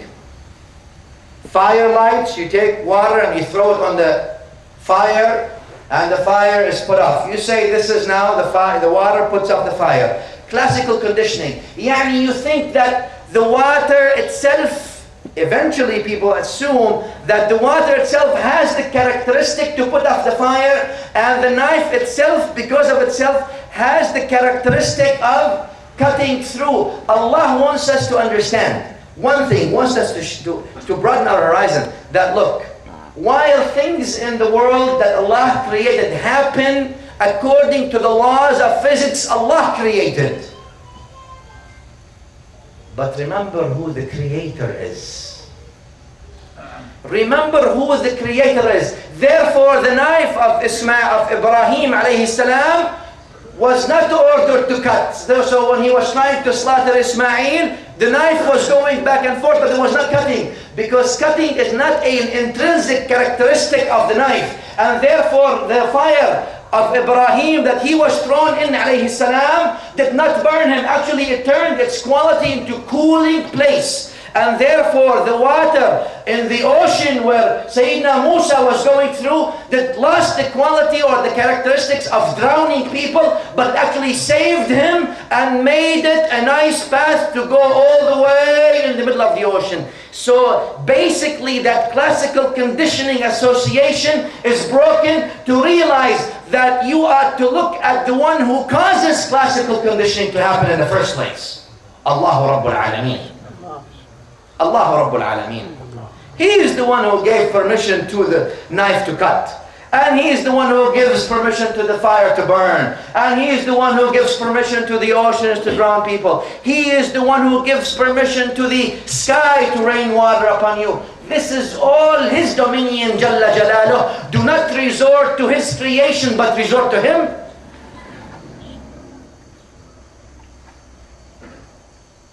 Breaking that classical conditioning, oftentimes, you see that. Yani we have different cases. Case where you have plants, for example. Yani you have a situation where someone is born only from a mother. From a mother. No father, not today. Ask people who work in plant biology. Ask them, biologists. They'll tell you there is a kind of plants called gynoecious. Gynoecious plants. It's a female, no male. Female by itself gets pregnant and delivers. No problem. There's another kind, androcious, also plants. Male without a female. And now here you have a mother without a father. Here you have a father without a mother, also getting pregnant. Without anything. And delivering. You have a situation where there is no father and there is no mother. And still you have a human being. Bismillah ar-Rahman ar-Rahim. Inna mathala Isa inda Allah ka mathali Adam. The example of Isa is like the example of Adam alayhi salam. No father and no mother here. Somewhere you have father, sometimes you have mother only. Here you have no father, you have no mother. Adam alayhi salam. Allah created him and he told him, kun fayakun.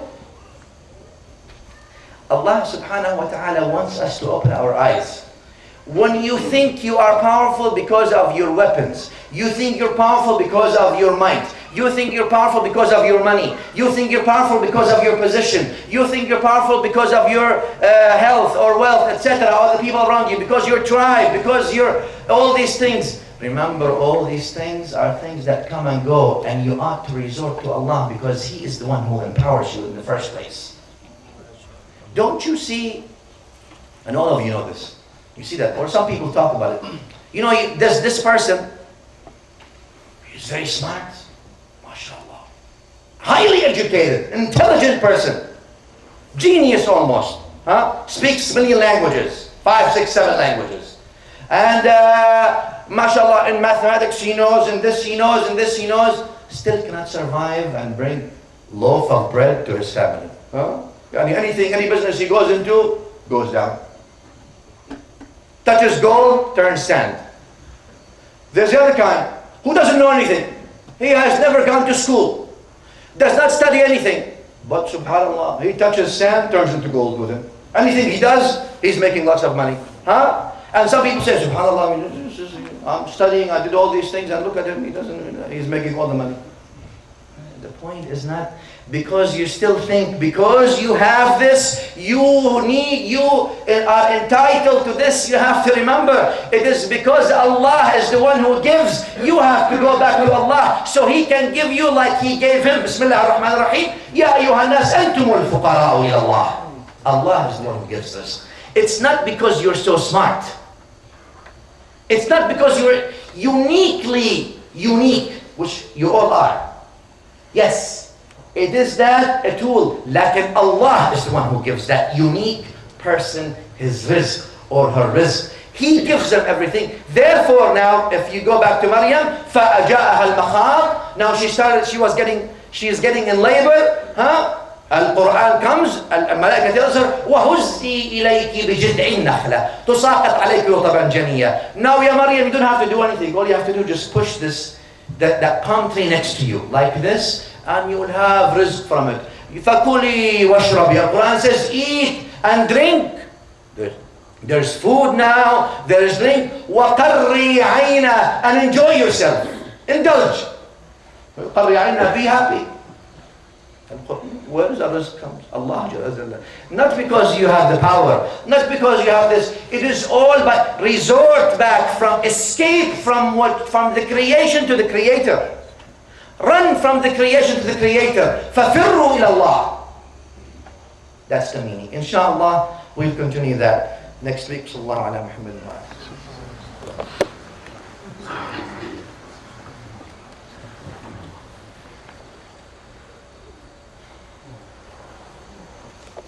الحمد لله حمدا كثيرا كما أمر. أشهد أن لا إله إلا الله وحده لا شريك له إرغاما لمن جحد به وكفر. وأشهد أن سيدنا محمدا صلى الله عليه وعلى آله وسلم الشفيع المشفع في المحشر. صلى اللهم وسلم عليه وعلى آله وأصحابه ما اتصلت عين بنظر وسمعت أذن بخبر. عباد الله، اتقوا الله العظيم حق تقواه وراقبوه مراقبة من يعلم ويعتقد بأنه يراه. وتزودوا من دنياكم لآخرتكم عملا يحبه ويرضاه. واعلموا أنه لا يضر وينفع ويعطي ويمنع ويصل ويقطع ويخفض ويرفع إلى الله. واعلموا أن الله تعالى أمركم بأمر بدأ فيه بنفسه ثنى بملائكة قدسه. قال تعالى: ولم يزل قائلا عليما إن الله وملائكته يصلون على النبي يا أيها الذين آمنوا صلوا عليه وسلموا تسليما. اللهم صل على سيدنا محمد وعلى آل سيدنا محمد كما صليت على سيدنا إبراهيم وعلى آل سيدنا إبراهيم في العالمين إنك حميد مجيد. اللهم أعز الإسلام والمسلمين. اللهم ارفع يا مولانا كلمة الحق والدين. اللهم من أراد بالإسلام والمسلمين خيرا فوفقه إليه، من أراد بهم غير ذلك فاجعل دائرة السوء عليه. اللهم رد المسلمين إلى دينك ردا جميلا. آت أنفسنا تقواها وزكها أنت خير من زكاها، أنت وليها ومولاها. اشف اللهم مرضانا وعاف مبتلانا، فك أسرانا، ارحم موتانا. اللهم اغفر للمسلمين في كل أنحاء الكرة الأرضية. اللهم اغفر لإخواننا في غزة، ارحمهم، اكسهم، غطهم، لا تؤاخذهم، تجاوز عن سيئاتهم، استرهم ربنا بسترك الذي لا يضام وملكك الذي لا يرام. اللهم اغفر لنا ولآبائنا ولإخواننا ولمن على الخير أعاننا ولمن عن الشر أبعدنا ولمن أوصانا بالدعاء. وصلى الله وسلم على سيدنا محمد وآله.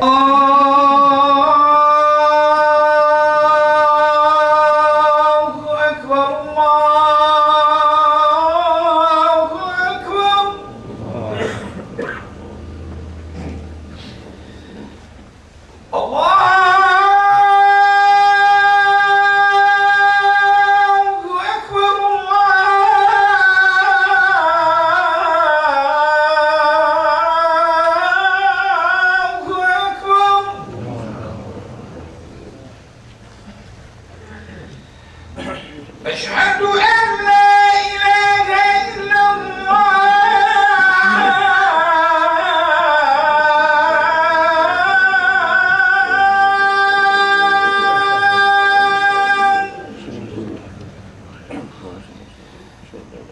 أشهد أن لا إله إلا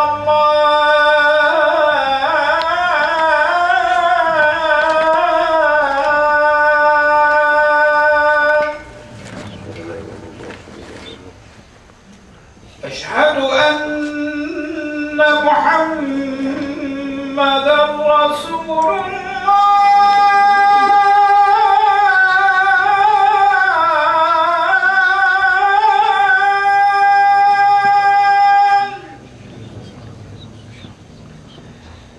أشهد أن محمدًا رسول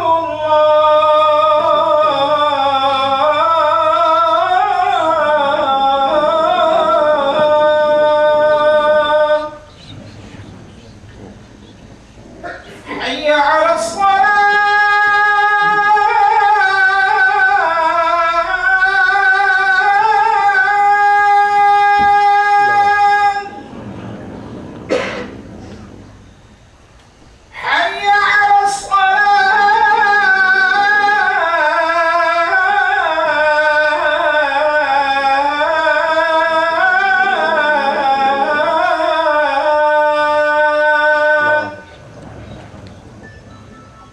حي على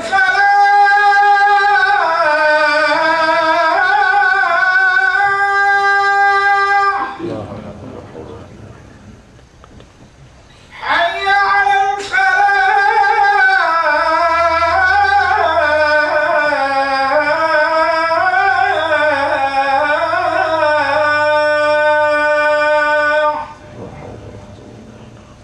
الله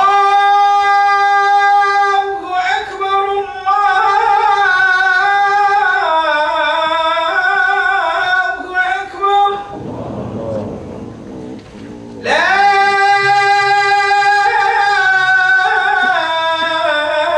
إله إلا الله.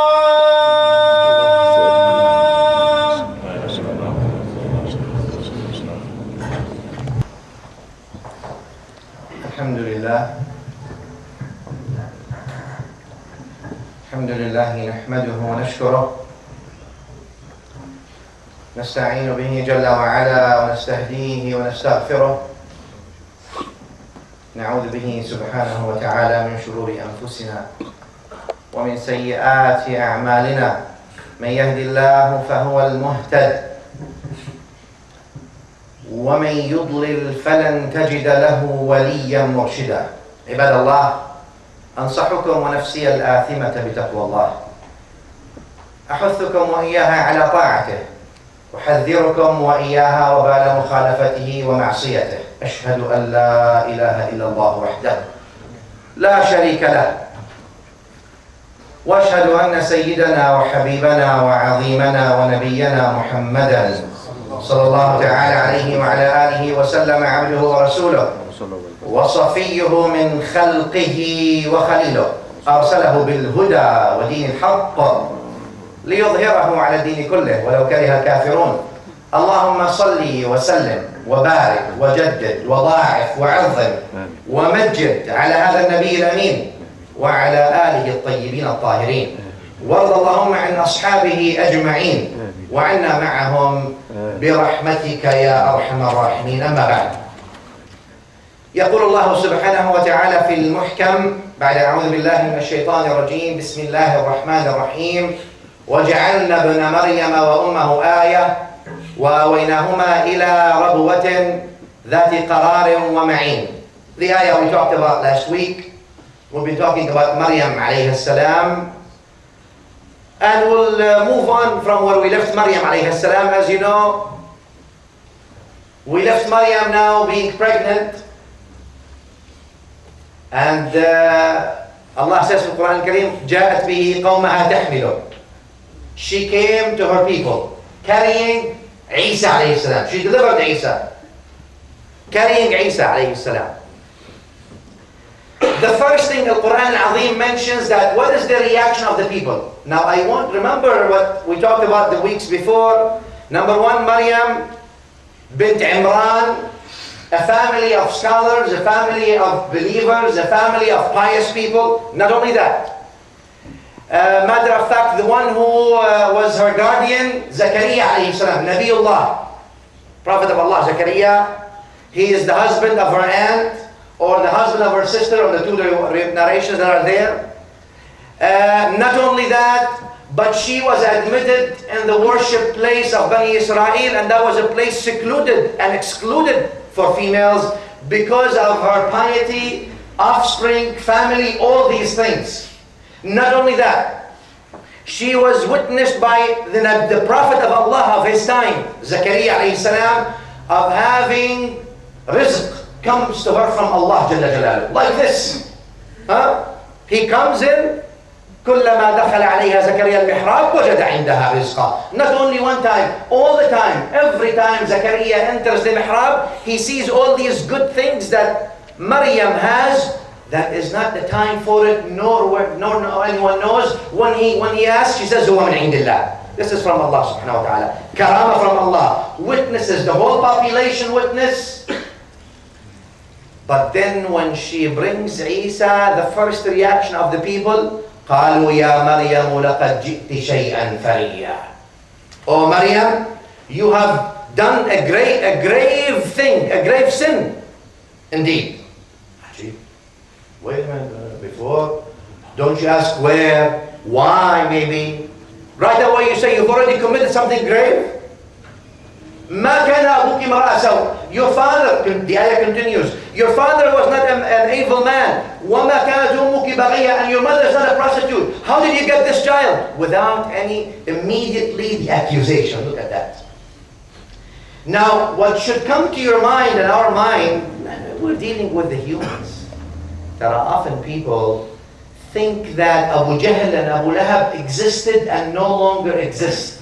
When in fact Abu Jahl and Abu Lahab still exist today. Today still you have Abu Jahl, or you have Abu Lahab, or you have the Munafiqeen, or you have these people. ظاهرهم الرحمة وباطنهم العذاب. The ظاهر is رحمة والباطن والعياذ بالله عذاب. Faces and names change, and faces may change, like in the personalities are still the same. Why am I saying this? Because those are Bani Israel, the same people who realized who Maryam is, the wali of Allah subhanahu wa ta'ala, as-siddiqa from Allah, that they all witnessed the karamah that Allah gave her, the rizq that Allah gave her. Her mother is known to them, her father is known to them, her uncle is Zakaria, the prophet of Allah. He is the one who is guardian. They still immediately accuse her of this. For what? If they really believers, those who accused her, since they really already believe in Allah, don't they realize that Allah subhanahu wa ta'ala can give the male an offspring without the need of a mother, and or the female without the need of the father, or even Allah creates someone from no male and no female, no mother and no father, Adam alayhi salam. What's the big deal?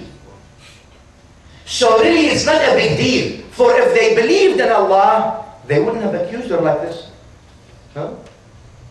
So it was not a matter of, I need an explanation. No, abadan. Never. It was a matter of accusation. Why? The old story of the human beings. The old story, إن يحسدوك على علاك فإنما متسافل الدرجات يحسد من على. Those who are filled, their heart is boiling with jealousy, is because they cannot reach. So the only thing they do, two things: lies and cursing and cussing. Huh?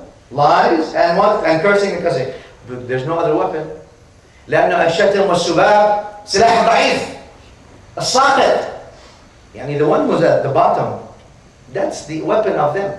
لكن الأنبياء عليهم السلام, though they were cursed at, by whom? By سفهاء, the same people that cursed Maryam, accused Maryam, they also cursed the Nabi Muhammad sallallahu alayhi wa sallam. They cursed Isa, they cursed Musa. It's the same thing, and they will curse everyone who goes according to that line till the day of judgment.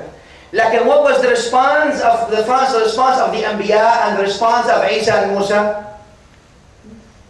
Bismillah ar-Rahman ar-Rahim. وَأَعْرِضْ عَنِ الْجَاهِلِينَ. Abandon them, leave them. Leave them. It seems like there is two kinds of ma'dan. In the Arabic language, they say like the people are made of essence. طيب وخبيث. الطيب will always have طيب, will always be giving things good, will always be a good contributor with their mouth, with their tongues, with their hearing, with their ears. لكن الخبيث, no matter what you do, will remain خبيث. والعياذ بالله. بسم الله الرحمن الرحيم. والبلد الطيب يخرج نباته بإذن ربه والذي خبث لا يخرج إلا نكدا. البلد الطيب will always come طيب. والنبي صلى الله عليه وسلم always mentions that al-mu'min is like the good tree, like the good plant. It always, everything comes out of the طيب. Like you see the others, their weapon is lies and cursing and foul and profanity. That's their weapon. That's the only thing they have. It's the only thing they have. There's nothing else.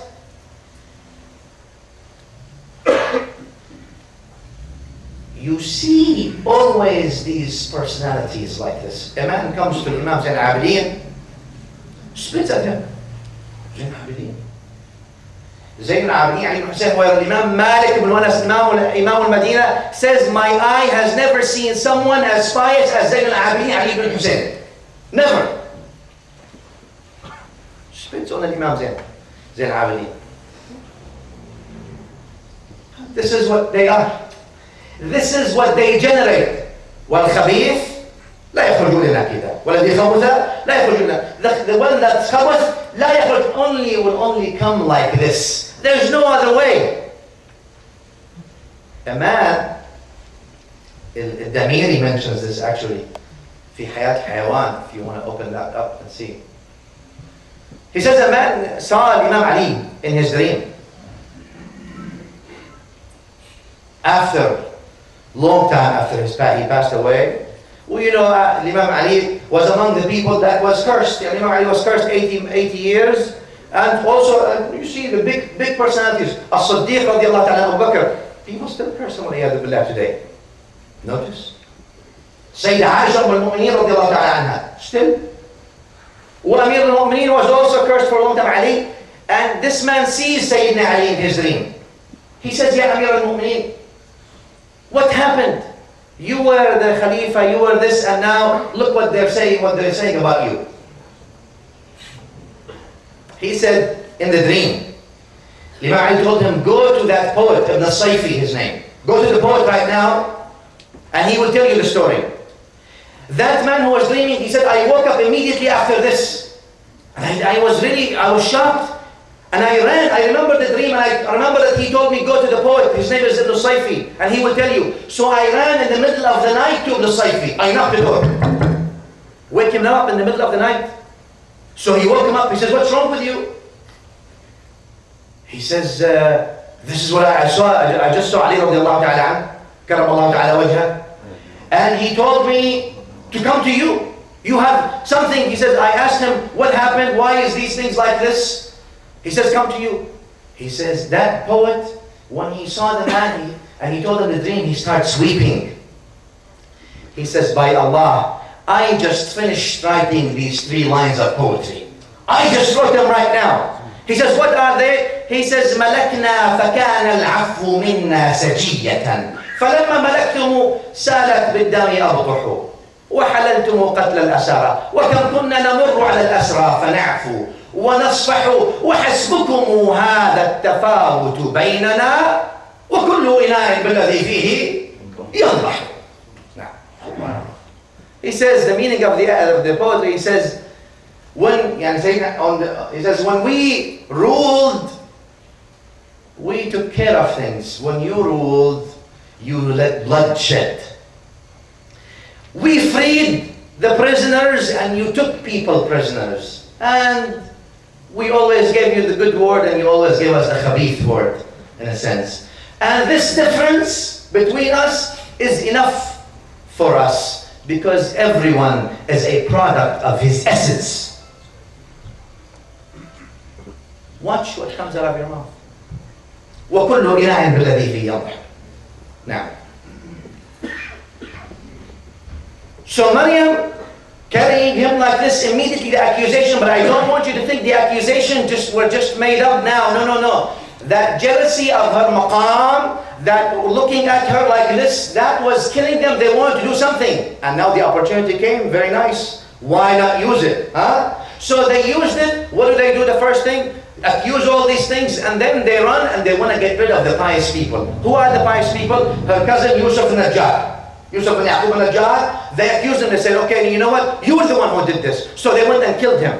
That's not enough? No, not enough. Because there are other people who say the haqq, and they have to silence it. Who do they go to after Yusuf Najjar? They go to Sayyidina Zakaria alayhi salam. They run, he's the husband of her aunt. They said, no, you are the one who is guilty. You did that. So they followed him all the way, as you all know, until like Ibn Jarir Tabari rahimahullah says, that the tree opened up and Sayyidina Zakaria entered inside the tree, and they came and with a chainsaw, they cut him up. This is what they did to Zakaria alayhi salam. Right. Now, what does she do? They came back to her, they said, you have to give us something. The Quran says, فَأَشَارَتْ إِلَيْهِ. She pointed to Isa alayhi salam. She's carrying Isa. She pointed to Isa. Why is she pointing to Isa? Remember the ayah says, وَجَعَلْنَا ابْنَ مَرْيَمَ وَأُمَّهُ آيَةً. We made son of Maryam and his mother as a sign of Allah, symbol. But that's the point. See, she was told to have a fasting of her tongue. When they speak to you, إِنِّي نَوَيْتُ لِلرَّحْمَنِ صَوْمًا فَلَنْ نُكَلِّمَ الْيَوْمَ إِنْسِيًّا. That kind of fast where people don't speak. And it's a good fast that some people ought to practice nowadays. Now, Bismillah ar-Rahman ar-Rahim. مَا يَلْفِظُ مِنْ قَوْلٍ إِلَّا لَدَيْهِ رَقِيبٌ عَتِيدٌ. Whatever you say, it's registered regardless. Al-Batal is not the one who speaks, but the hero is the one who fears Allah. That's the hero, that's the real hero.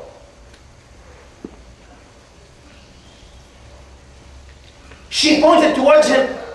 The Mufassirin say that the people of Maryam were extremely angry when she pointed towards Isa. They said, now you're insulting us more than the first insult. You're telling us we should look at the baby?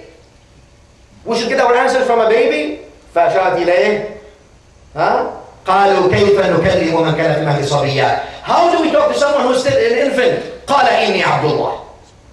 Then he spoke عليه السلام. He said, I am Abdullah. Done deal. Does that help her? No. Why? That when Sayyidina Isa spoke, did that mean, okay, that's an excuse? What bigger sign do you want than this? An infant speaking in front of you. Is that an excuse? No. Why? Because they already knew that she was a pious person, that she was a alima, siddiqa from the beginning. That did not matter. They wanted to get rid of her. That's the whole point. It's not that she has Isa or doesn't she have. It doesn't matter what kind of evidence they bring her. You know how some people like, when they are loony like this, you bring them an ayah of them from the Quran, they're not going to follow. Doesn't matter. Shaitan is controlling them. Yani even if you bring them the whole Quran, no. It's not about that. It's about what they want to do. What the shayateen want to do. Awliya shaitan versus awliya rahman. So therefore they escaped. Maryam and Isa alayhi salam, they ran away. Allah says, وَآوَيْنَاهُمَا إِلَى رَبْوَةٍ ذَاتِ قَرَارٍ وَمَعِينٍ. آوَيْنَاهُمَا comes from the word ma'wa. Ma'wa means a place where you live. A place where you resort to and live. Your house is your ma'wa. That's your ma'wa. That's where you live. That's where you spend your time.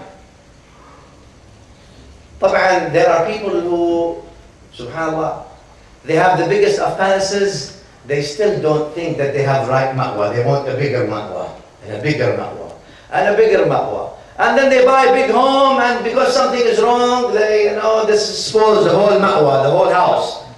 Versus you see other people, when Sayyidina Ali moved to Al-Kufa, when he moved from Medina to Kufa, they said, where are you going to live? He said, it's right next to the masjid. They built for him a little tent. And that's where he lived. The tent. Notice when the Abbasi and the other, those kings, where do they have to live? They have to live in palaces. And the palaces, they have to have guards, and the guards have to have guards on them also. And the guards of the guards also have guards. And that's how things are. Notice, versus those people, when that man came from Kisra, he was looking for Umar radiallahu ta'ala anhu. Where did he find Umar? Under the tree. Go find him. He was probably sleeping somewhere under the tree. The palace of Umar was under the tree. The palace of As-Sahaba were in the masjid of the Prophet sallallahu alayhi wa sallam. The others, they have to build palaces because they have nothing to show for.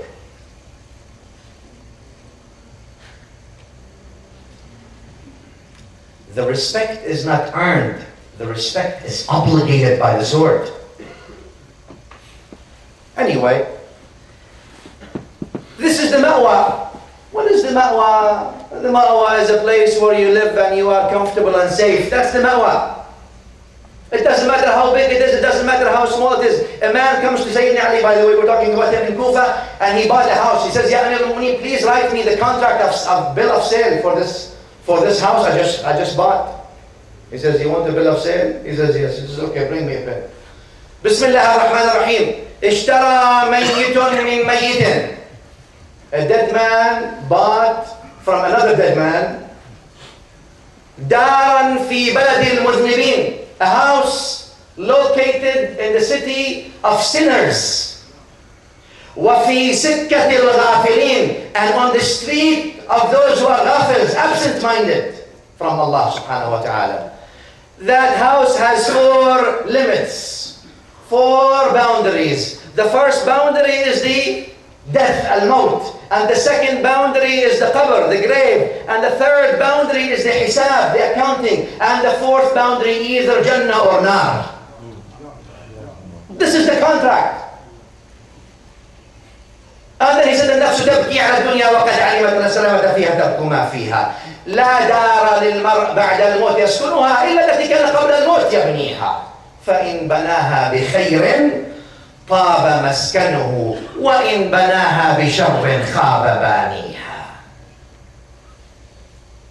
He says the only house you have is in the akhirah is the one that you have that you build in the dunya. من يشتري الدار في الفردوس يبنيها بركعتان في ظلام الليل يحييها. He says, who is gonna buy a house in the akhirah with 2 rak'ahs in the darkness of the night of Qiyam? The man says, Ya Amir al-Mu'minin, I give the house for Allah and His Prophet.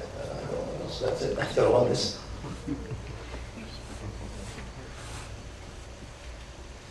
فالمأوى, what is المأوى? المأوى is where you are safe and comfortable. المأوى is not how many bedrooms it is or how vast or how many square feet footage it is.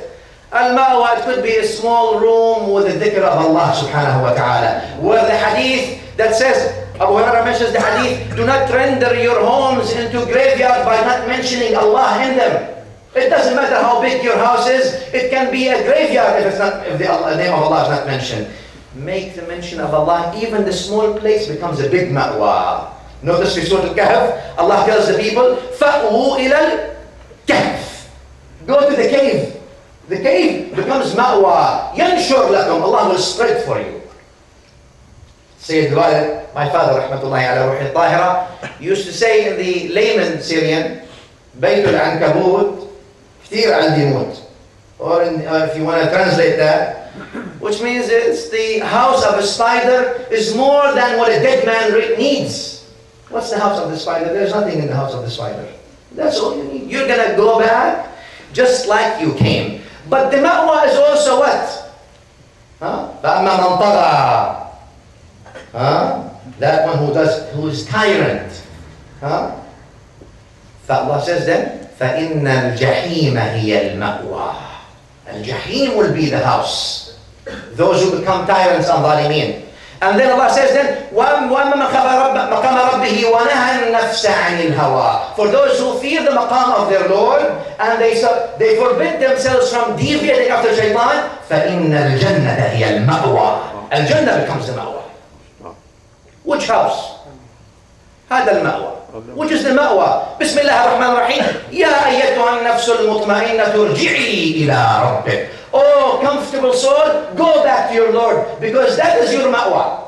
Otherwise in this dunya, everything is going to be sand and soil. Sand and soil. Umar al-Khayyam, the poet I talked about, remember a couple of weeks ago, he says, كل ذرات هذه الأرض كانت أوجها كالشموس ذات بهاء أجلوا الغبار عن وجهك أجلوا عن وجهك الغبار برفق فهو خد لكاعب حسناء. He says every little piece of the soil that you step on, these were beautiful faces of people that used to live before and they got disintegrated in the soil. And he says, if you sleep on the sand and there's some sand or soil on your face, take it easy, brush it easily, because this may have been a cheek for someone who was considered beautiful in the old days.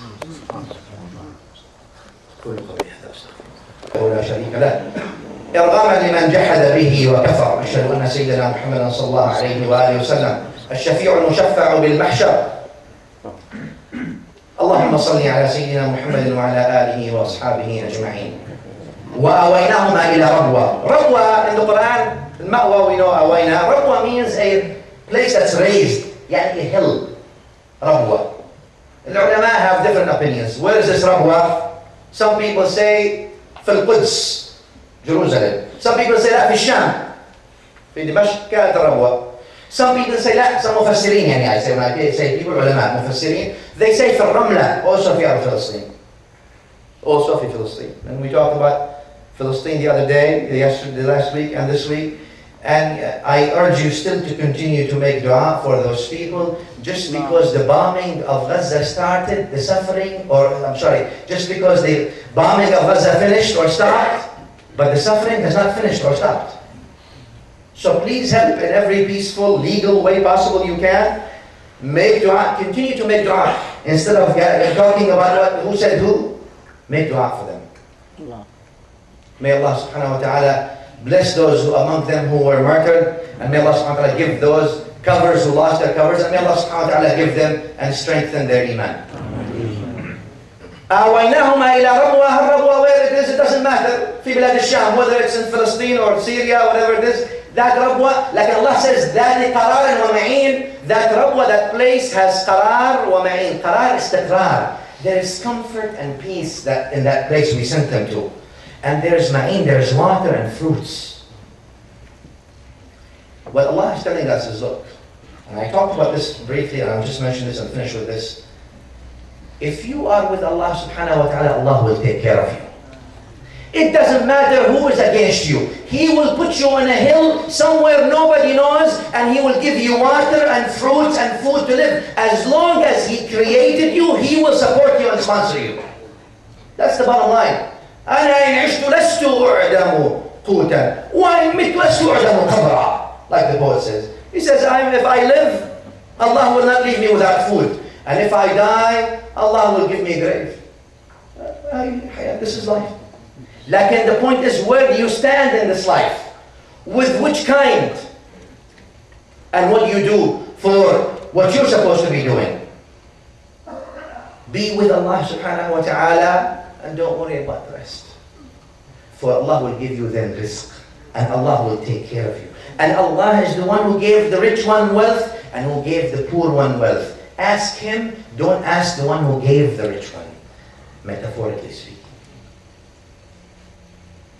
اللهم صل على محمد وآل محمد كما صليت على إبراهيم وآل إبراهيم بارك على محمد وعلى آل محمد كما باركت على إبراهيم وعلى آل إبراهيم في العالمين إنك حميد مجيد اللهم انصر الإسلام والمسلمين أعلي يا مولانا كلمة الحق والدين اللهم من أراد بالإسلام والمسلمين خيرا فوفقه إليه من أراد بهم غير ذلك فاجعل دائرة السوء عليه اللهم رد المسلمين إلى دينك ردا جميلا آت أنفسنا تقواها وزكها أنت خير من زكاها أنت وليها ومولاها اشف اللهم مرضانا وعاف مبتلانا وفك أسرانا وارحم موتانا اغفر اللهم لنا ولآبائنا ولمشايخنا ولمن له حق علينا ولمن على الخير أعاننا وعن الشر أبعدنا ولمن أوصانا بالدعاء وصلى الله وسلم. من يهد الله فهو المهتد ومن يضلل فلن تجد له وليا مرشدا. عباد الله، أنصحكم ونفسي الآثمة بتقوى الله، أحثكم وإياها على طاعته، أحذركم وإياها وبال مخالفته ومعصيته. أشهد أن لا إله إلا الله وحده ولا شريك له، وأشهد أن سيدنا محمدا صلى الله عليه وعلى آله وسلم عبده ورسوله وصفيه من خلقه وخليله أرسله بالهدى ودين الحق ليظهره على الدين كله ولو كره الكافرون. اللهم صل وسلم وبارك على هذا النبي الأمين وعلى آله الطيبين الطاهرين، وارض اللهم عن صحابته أجمعين وعنا معهم برحمتك يا أرحم الراحمين. يقول الله سبحانه وتعالى في المحكم بعد أعوذ بالله من الشيطان الرجيم بسم الله الرحمن الرحيم يا مريم إن الله اصطفاك وطهرك واصطفاك على نساء العالمين.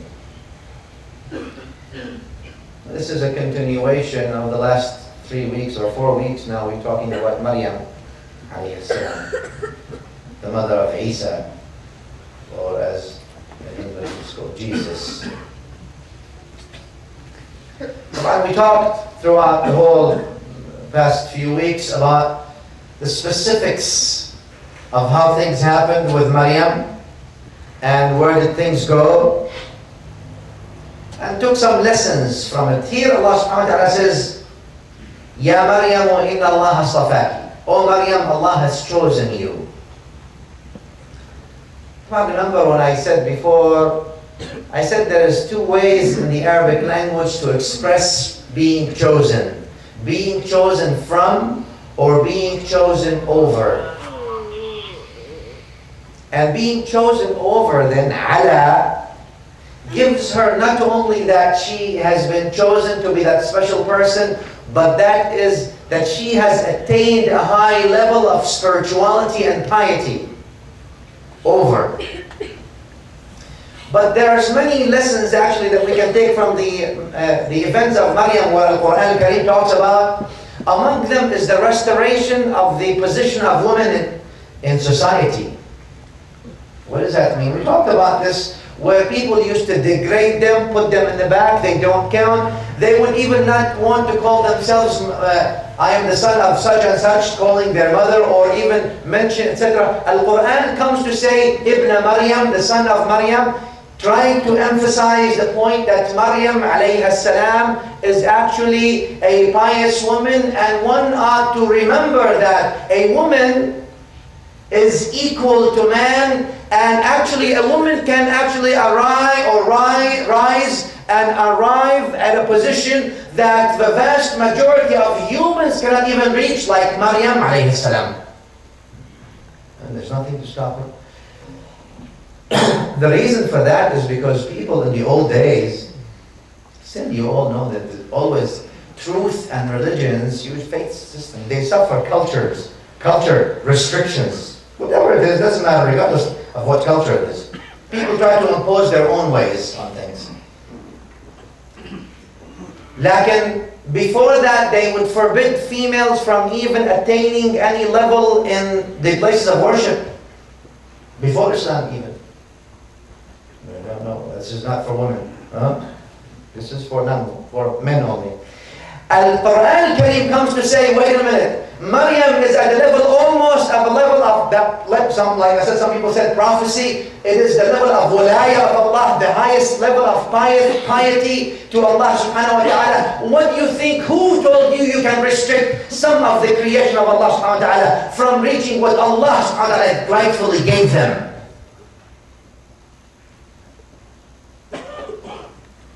But didn't He create them? Didn't Allah subhanahu wa ta'ala create us? So, خلق, أعطى, Bismillah ar-Rahman ar-Rahim. When Pharaoh was asking Musa, who is your Lord? He says, الذي أعطى كل شيء خلقه. He is the one who perfected His creation. ثم هدى. And then He guided all the creation, not part of the creation over another. Who is then better in the creation? Based on genders or races or ethnicities or looks or degrees or this? إِنَّا أَكْرَمَكُمْ عِنْدَ اللَّهِ أَتْقَاكُمْ. The one who is more honorable to Allah is the one who is most pious. That positive contribution to the self, to the community, to the society, to the world, to the creation as a whole.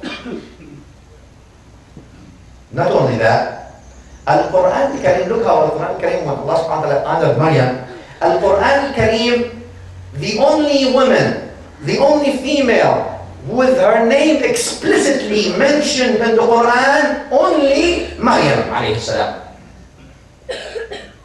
You see notions and mentions of other things. Ya Isa al-Nabi, radiyallahu ta'ala, but didn't mention her name. Huh? So and so, Sami Allah. Allah has heard, the ayah about the one who was complaining, for example. Also there in the Quran. Like no mentioning of any name explicitly but Maryam. Allah mentioned the name Maryam, but not only mentioned her one time in the Quran that is being recited till the end of the days, but Allah mentioned the name of Maryam 34 times for Quran Al-Azim. Not one time. 34. But not only that, Allah subhanahu wa ta'ala revealed a whole surah, a whole chapter for Quran Al-Kareem, Surah Maryam, Yutla ila Yawm al-Din.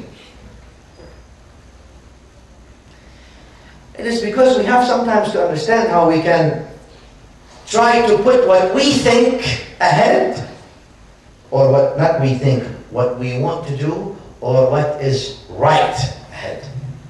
Let's go back to Maryam. And I want you to look at two scenes that we talked about, but I want to sort of put a microscope on those two scenes, not a telescope. One scene is where Allah subhanahu wa ta'ala says in the Quran Al-Karim, we talked about it, Bismillah ar-Rahman ar-Rahim, كُلَّمَا دَخَلَ عَلَيْهَا زَكَرِيَّا الْمِحْرَابِ وَجَدَ عِنْدَهَا رِزْقًا. Every time, the meaning, every time Zakaria enters the mihrab, the place of worship, where Maryam was worshipping, he would see her having rizq, things. They said this is a food of the summer in the winter time, food of the winter and the summertime without any reason. Oh, well, how did she get this? It's not the time nor the place. How can she get these things? He sees always rizq. This is a scene. Let me take you to now another scene. After Isa alayhi salam was born, after she delivered, look, Allah says, فَأَجَاءَهَا الْمَخَاضُ إِلَى جِذْعِ النَّخْلَةِ قَالَتْ يَا لَيْتَنِي مِتُّ قَبْلَ هَذَا وَكُنْتُ نَسْيًا مَنْسِيًا. And then that's when labor contractions came to her, and she said, I wish I was dead before this and I was forgotten. And then فَنَادَاهَا مِنْ تَحْتِهَا. Now a voice comes to her. She delivered. Who's talking? Isa alayhi salam. There's two opinions. We'll get to that. But he says, وَهُزِّي إِلَيْكِ بِجِذْعِ النَّخْلَةِ تُسَاقَطْ عَلَيْكِ رُطَبًا جَنِيًّا. He tells her, oh mother, or Maryam, or he says, he didn't even say the name. He says, shake or push the palm tree that is next to you. It will bring you dates that are ripe. Two scenes. One scene, she's not doing anything, and she gets her sustenance and provision. The other scene, no. Now she has a child, she has to what? She has at least to shake that palm tree so she can get her provisions and sustenance. In one area when she is alone and she is among the awliya of Allah subhanahu wa ta'ala, she is not in need of doing anything. Allah brings her provision and rizq to her. But now when she has a responsibility, she has children, she has to shake the palm tree, she has to do something. There has to be something. You can't just sit in the masajid and sit in the places and say, oh Allah, give me. You have to work because there is a responsibility. The responsibility of your children is not that you simply genetically father them, but that you actually become a father and a mother to them by not only providing them physical provisions, but also spiritual. There has to be movement. وَهُزِّي, shake the palm tree. Before, there's no shaking, sitting, worshiping Allah. كُلَّمَا دَخَلَ عَلَيْهَا زَكَرِيَّا. Every time Zakaria comes, he sees different kinds of stuff there. Where did he get this? From Allah. Well, ask him. There is another opinion of the ulama of tafsir. They say it is because of the youth, the young people, innocent souls. And Allah gives rizq for those. They haven't committed anything. They are so spiritual, and Allah subhanahu wa ta'ala takes care of those innocent souls. And therefore, when Maryam was young and alone, Allah subhanahu wa ta'ala took care of her and gave her the rizq. And now, yes, she grew up, but she has a child. And Allah subhanahu wa ta'ala will also give provision for that child. Bismillah ar-Rahman ar-Rahim. نَحْنُ نَرْزُقُهُمْ وَإِيَّاكُمْ. Talking about the children, because people sometimes used to throw their children away in the old days. In the old days, they used to even bury them or kill them. Why? Well, we're fearful, we don't know how we're going to provide for them. Allah subhanahu wa ta'ala is telling us here, we will, نَحْنُ رَزُقُهُمْ, the ayah means, we will provide for them, then you. They come first. Didn't He create him? If you believe that He created him, then it is only just that Allah subhanahu wa ta'ala facilitate for him as well. It is not just that Allah creates someone and then deprives them from every means. Allah subhanahu wa ta'ala creates them and therefore facilitates for them. And just like He facilitates for Maryam when she was alone and young, He is facilitating for Isa or Jesus, the son of Maryam, also when he is young. بَهَائِمُ رُتَّ وَصِغَارٌ رُطَّ. Even Allah subhanahu wa ta'ala sometimes reveals, as the narration says, reveals or sends His mercy because of infants who are being nursed, or even animals who are eating, because there are innocent souls there. Innocence. Now other ulama say, no, wait a minute, there's really no difference here. Because Allah subhanahu wa ta'ala provides for His awliya regardless of the situation, regardless of the position, regardless whether they are young or old. In fact, Allah subhanahu wa ta'ala provides based on the difficulty then sometimes. You know, sometimes when you are in such severe difficulty and hardship, but you see a light somewhere coming. You see the mercy of Allah lightening that shock for you. Take it easy. As if the mercy of Allah is following you step by step. Yes, it's letting you face little difficulty. But then when things come down to real seriousness, Allah takes care of you. Inna ma'al usri yusra. Inna ma'al usri yusra. With difficulties, there's always ease. Allah subhanahu wa ta'ala mentions. There's always ease. But you have to have your trust on Allah subhanahu wa ta'ala. Stay. Man thabat nabat. If you stick, you will grow. But you have to have your faith on Allah subhanahu wa ta'ala. There's a point that I'd like also to stop here. Notice when Zakaria alayhi salam asked her. He comes, he sees rizq. He sees provisions and things, gifts from nowhere. He says, Ya Maryam, anna laki hada. Oh Maryam, where did you get this from? What did she respond? Min indillah. From Allah. Wait, Zakaria is a prophet of Allah subhanahu wa ta'ala. Maryam, everybody knows Maryam. She's sitting and worshipping, that's all she's doing. And then she does her right upon her. She worships Allah subhanahu wa ta'ala, the Creator. And then she services the creation of Allah. She's servicing in the worship place.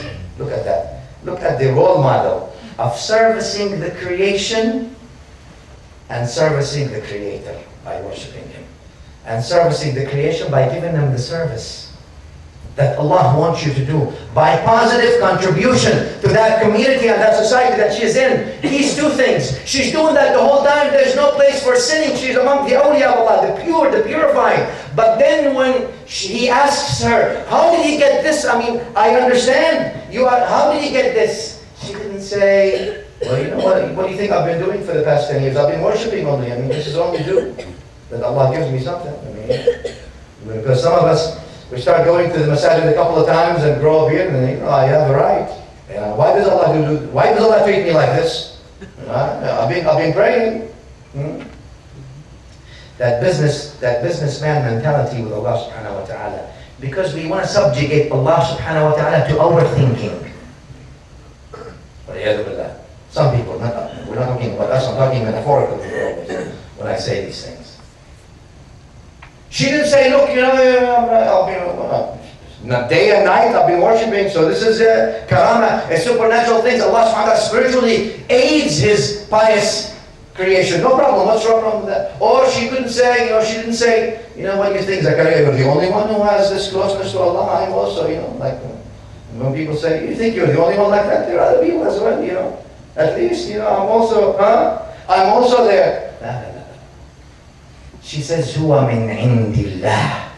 You know, she didn't even say, she's trying to tell us that, look, it is not what I am doing. It is not the service that I am doing that counts. It is not the worship that I am doing that I deserve this provision and this gift from the Creator. It is because the bounties and the generosity of Allah Rabbul Alameen. It is not really me, for she's as if she's telling him, I am not really even worth that. But it is the fadl and the bounty of Allah that gave me all this rizq. She's trying to tell you, you're doing service to the community, you're doing service to Allah subhanahu wa ta'ala. Give without remembering, but receive without forgetting. Give without remember. You want to put mathematical equations and see the bounties of Allah versus what you're contributing. Let's remember if you want to do that. So when you give, don't remember. For Allah gives you a lot.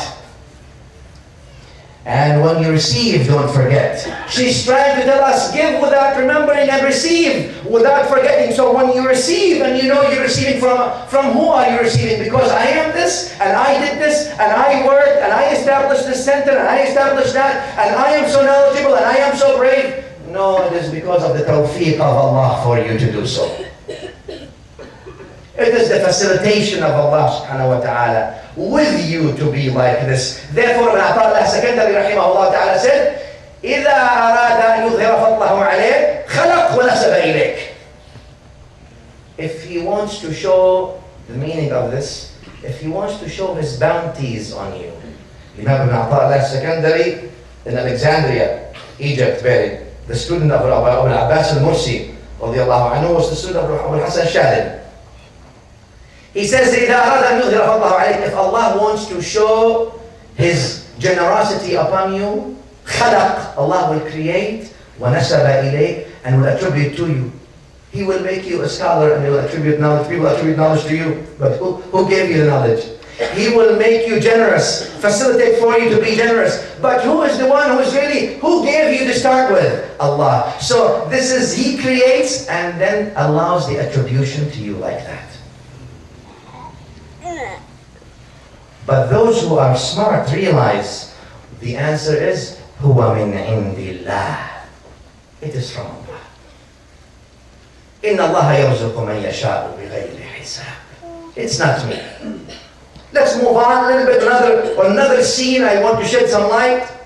A scene here where Isa, or the ayah says, let's go with some of the Mufassirin. The ayah says, فَنَادَاهَا مِنْ تَحْتِهَا أَلَّا تَحْزَنِي قَدْ جَعْلَ رَبُّكِ مِنْ تَحْتِكِ سَرِيًّا. The meaning of the ayah, a voice came to her from under her, like this, مِنْ تَحْتِهَا, from under her. Now, that's while she was in labor. Immediately after that, a voice came to her from underneath her. She was in a place when there's no, on a hill, where there's no food, there's no drink, there's no running water, there's nothing.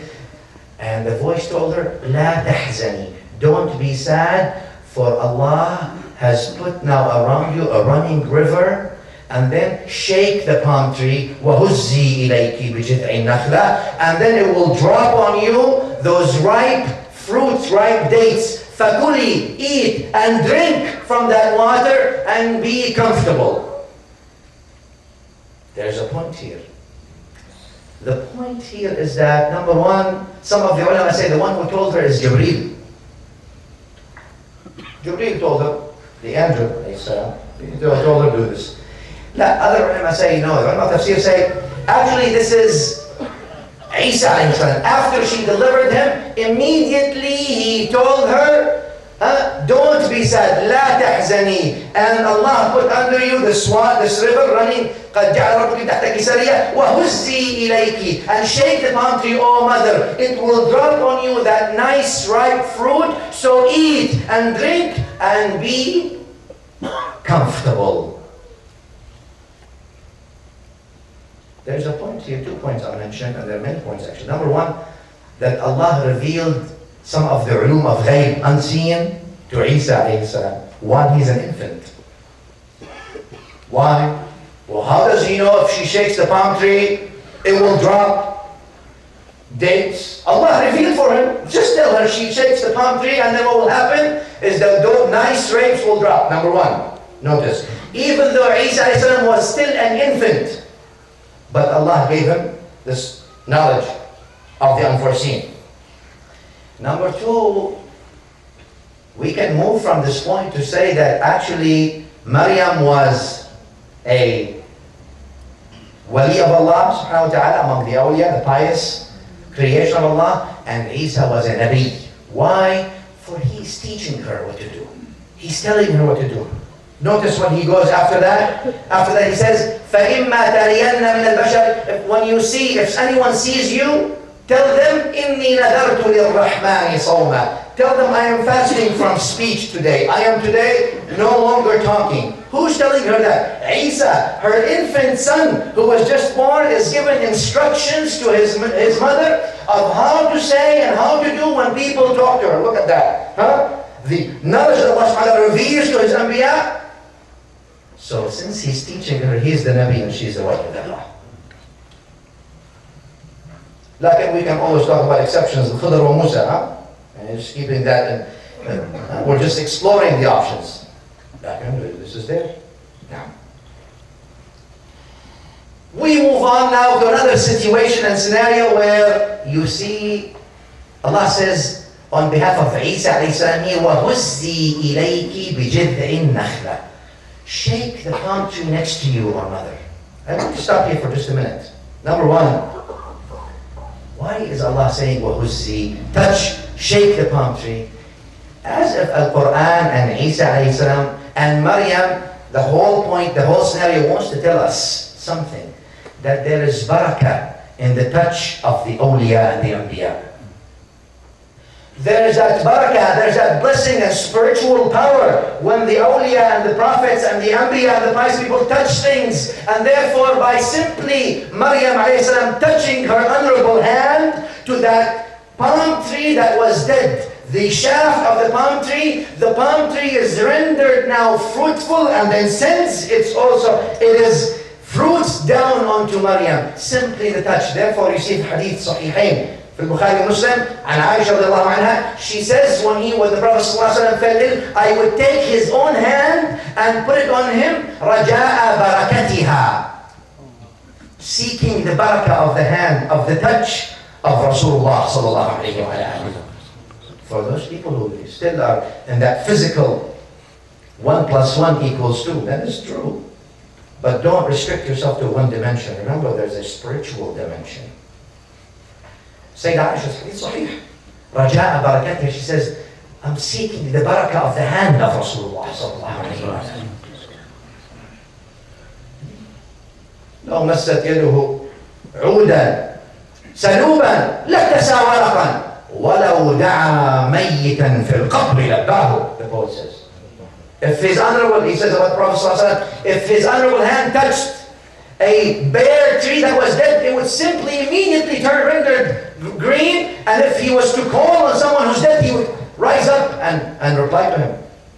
Yeah, that's not that's not something that's not feasible for the Anbiya of Allah subhanahu wa ta'ala. Therefore you see through the hadith so many times, anytime you see the Prophet sallallahu alaihi wasallam touch somebody, you see a change, a physical and a spiritual change in that thing where the Prophet sallallahu alaihi wasallam touched, and a whole spirituality spurring out of it. SubhanAllah.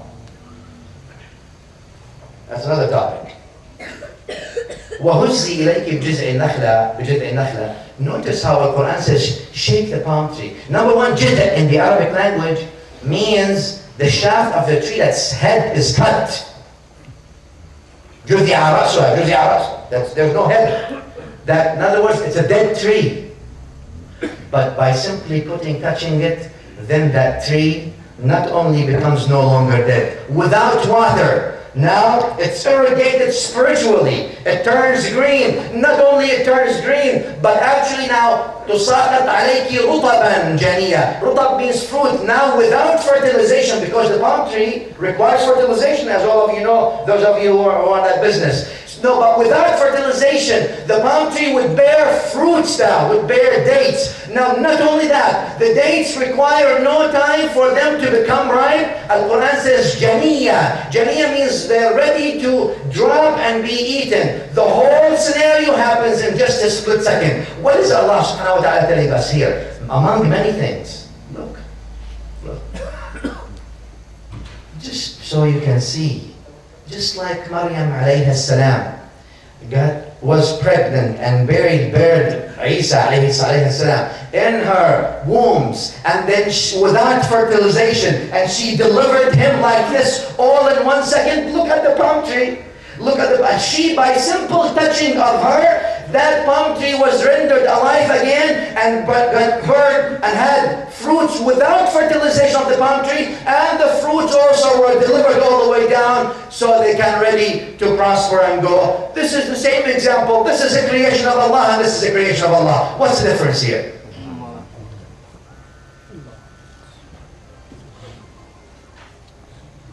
So we can see.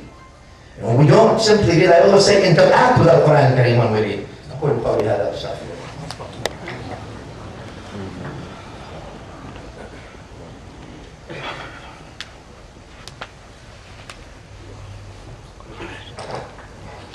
الحمد لله حمدا كثيرا كما أمر. أشهد أن لا إله إلا الله وحده لا شريك له إرغاما لمن جحد به وكفر. أشهد أن سيدنا محمدا صلى الله عليه وعلى آله وسلم خاتم الأنبياء المعتبر. صلى اللهم وسلم وبارك على هذا النبي وعلى آله أهل الفقه والنظر والعلم والأثر وعلى من بآثارهم اقتفى واعتبر. Here's another point I'd like to say before we finish today. وَهُزِّي إِلَيْكِ بِجِذْعِ النَّخْلَةِ. Shake the palm tree. It will drop on you ripe dates. Wait a minute. This is a woman who has just delivered. Just the second she delivered. She has no power to shake a palm tree. You need a bulldozer to shake a palm tree. Who's going to shake a palm tree? You can shake it. You shake a palm tree. From where? From the bottom of the palm tree? Look at these two things. Now we can go to different dimensions. Lakin Isa tells her the order. وَهُزِّي إِلَيْكِ Shake the palm tree. She's sitting at the bottom of the palm tree. Just push the palm tree. There's either one of two things. Either Allah has empowered Maryam to the point that gave her so much power and strength, just touch it and you will shake the whole palm tree, no problem. And this is not much wrong. Allah subhanahu wa ta'ala gives it to His awliya. What's wrong with that? No? He gives it to His awliya. He gives it. You have to try it. One. Number two. No. Allah subhanahu wa ta'ala did not give her that power to shake it, but simply told her by simply touching it. And when we talk about shake it, you know Sayyidina Ali Amir al-Mu'mineen fi Khaybar. In Khaybar, when he carried the whole door, Bab Khaybar, the whole door of Khaybar, and then 70, on some narration 40, on some narration 70 people tried to carry the door, the gate of Khaybar, they couldn't. But Ali Amir al-Mu'mineen carried with his hand. No problem. What's the problem? La. Allah subhanahu wa ta'ala did not empower her like this, but Allah gave her, then simply when you touch it, it will drop. That's even bigger. By the simple touching, it will come. By your order, it will come. It will come to you. You don't have to do anything. Simply do the intention and try to do it. Simply have sincere intention and tawakkul, reliance on Allah, and things will come to you. Telling you and me, sincere intention, sincerity, and trying to do the action, things will come. We have in Syria, they say in the layman language, I keep telling you all these, not layman, I mean the non-standard Arabic, they say, there's a saying, they say, صَفِّ النِّيَّةِ وَنَمْ فِي الْبَرِّيَّةِ Yani, make your intentions pure and sleep in the middle of the desert. Don't worry. As long as your intentions are pure, you're okay. Even if you sleep in the middle of the dangers, you're going to be okay. Don't worry, you're going to be protected. Allah will protect you, for your intentions are sincere to start with.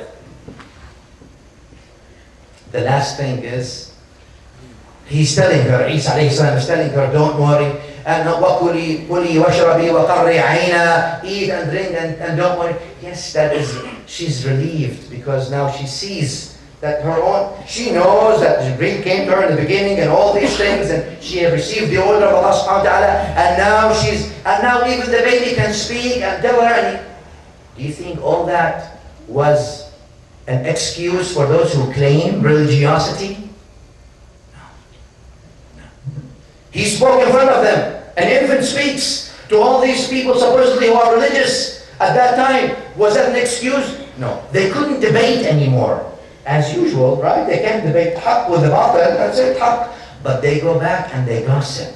And they go back and they backbite. And they go back and they try to kill both of them and get rid of them. They cannot face them with for they are cowards. How can they face the light of sun with their lies? They can never do that. But they can always go under the darkness and release all these evil things about Maryam and Isa alayhi salam. And then not only that, many people who have not even reached, they start fighting what is right and what is wrong. And they don't even pay attention to the big picture. I'll finish with this, the story about the elephant and the 6 blind people. You know this? Let me tell you this. The story of the elephant and 6 blind people, real quick, is that 6 blind people, they want to go and see what an elephant is. They want to satisfy their mind. So one of them gets close to the elephant and, he hits it like a wall. He says, oh, this is a wall. The other one goes and hits the tail. He says, this is like a rope. The elephant is a rope. The other one hits the tusks. He says, oh, the elephant is a spear. The other one goes to the ear. He says, the elephant is like a fan, because the ears are like a fan. The other one hits the knee, and he feels like a tree. He says, the elephant is like a tree. And the other one hits it, and everyone says, and then they fight. No, the elephant is this, and the elephant is this. And they're all blind. They haven't seen the truth. Better wake up and see what's behind. It's spirituality that was around Maryam alayhi salam. The means, the end of the objective, where do we go? Despite all these things, Maryam and Isa were only good, not evil. Despite the rumors and the persecution, because if you are good to those who are good to you, like I always say, then what good are you? اللهم صل على محمد وآل محمد كما صليت على إبراهيم وآل إبراهيم. بارك على محمد وعلى آل محمد كما باركت على إبراهيم وعلى آل إبراهيم في العالمين إنك حميد مجيد. اللهم انصر الإسلام والمسلمين. أعلي يا مولانا كلمة الحق والدين. اللهم من أراد بالإسلام والمسلمين خيرا فوفقه إليه، من أراد بهم غير ذلك فاجعل دائرة السوء عليه. اللهم رد المسلمين إلى دينك ردا جميلا. آت أنفسنا تقواها وزكها أنت خير من زكاها، أنت وليها ومولاها. اشف اللهم مرضانا وعاف مبتلانا وفك أسرانا وارحم موتانا. اغفر اللهم لنا ولآبائنا ولمشايخنا ولمن له حق علينا ولمن على الخير أعاننا وعن الشر أبعدنا ولمن أوصانا بالدعاء. وصلى الله وسلم على سيدنا محمد وآله. أقم الصلاة. Americans know nothing about Islam. And a strange thing happened. I was asked to speak to my church and to do a seminar on Islam.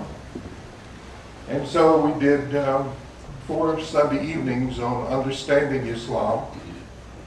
And lo and behold, I was expecting 20 people to show up. And the first night, there were 175, and it was a small room, smaller than this room here for prayer, and people stood around the walls listening. And that was a signal to me that God was saying something to us. I'm not sure what God was saying, but I thought, this is not normal. So Saeed was there, and he came up. Alhamdulillah.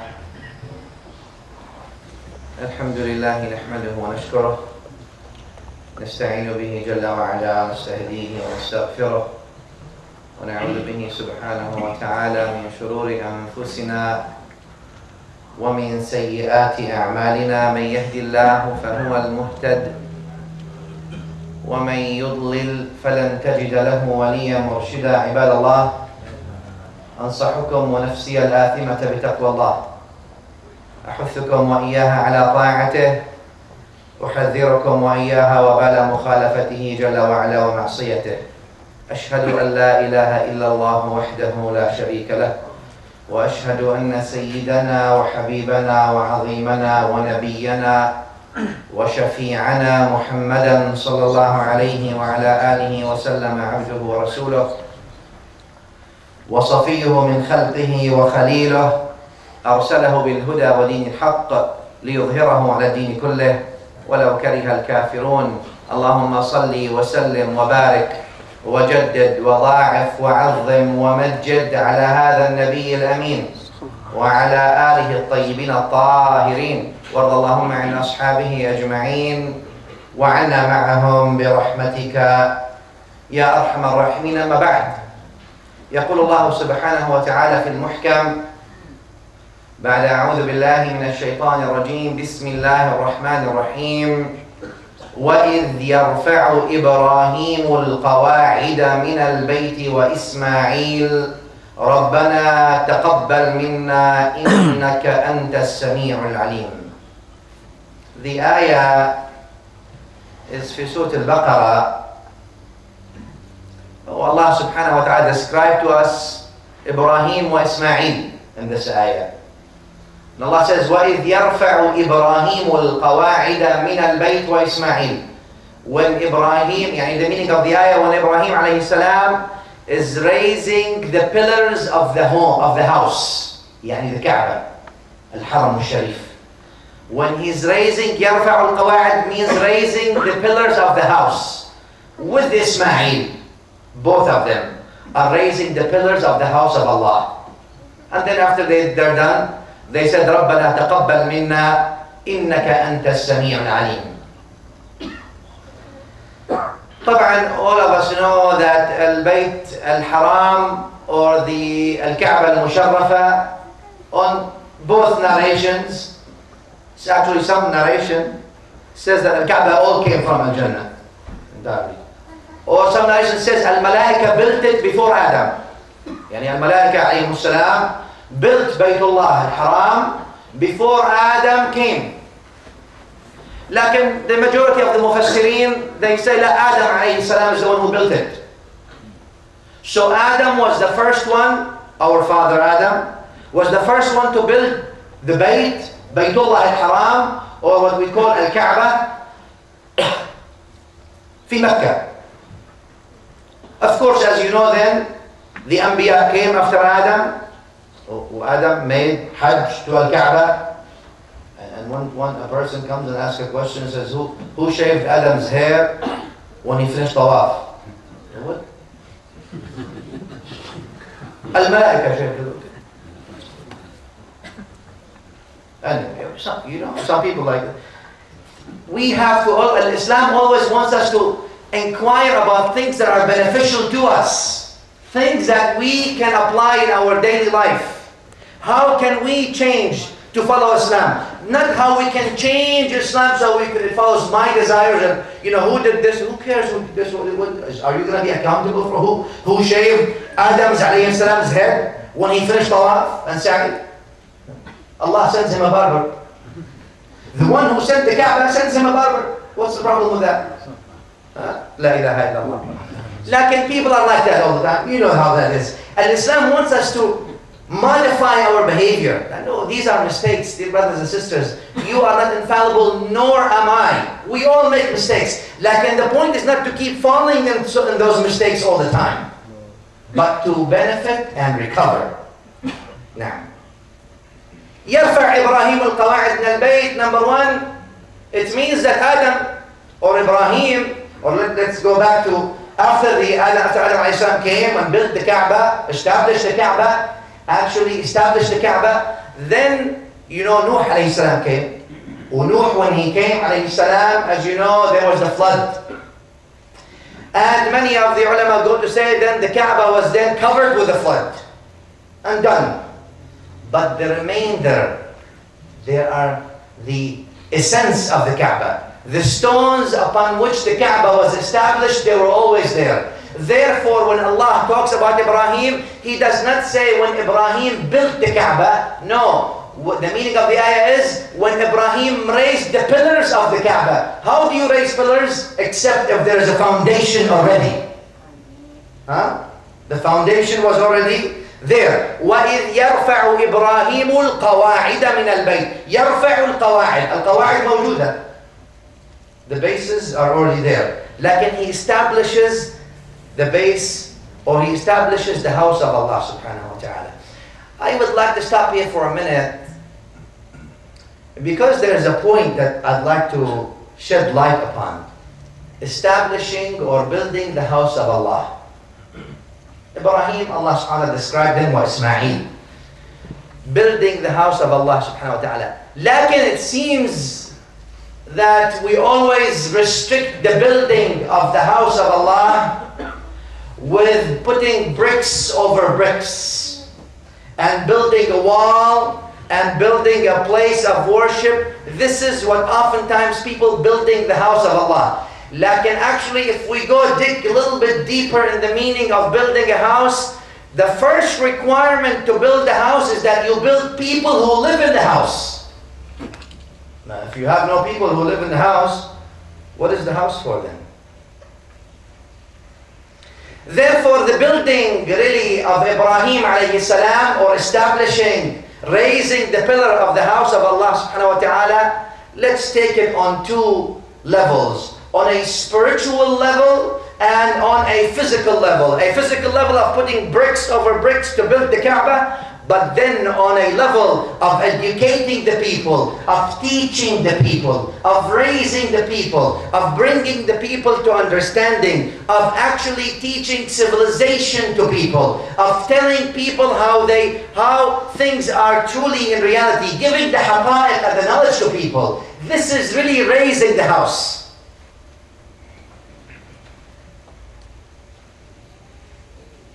Don't think in raising a house, and when I say about the house of Allah subhanahu wa ta'ala, al-Kaaba, that example can be amplified to mean the world and can be made small to mean yourself and your house.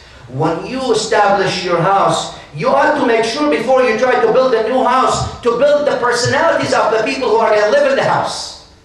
Because by Allah, that matters much more than the walls of the house.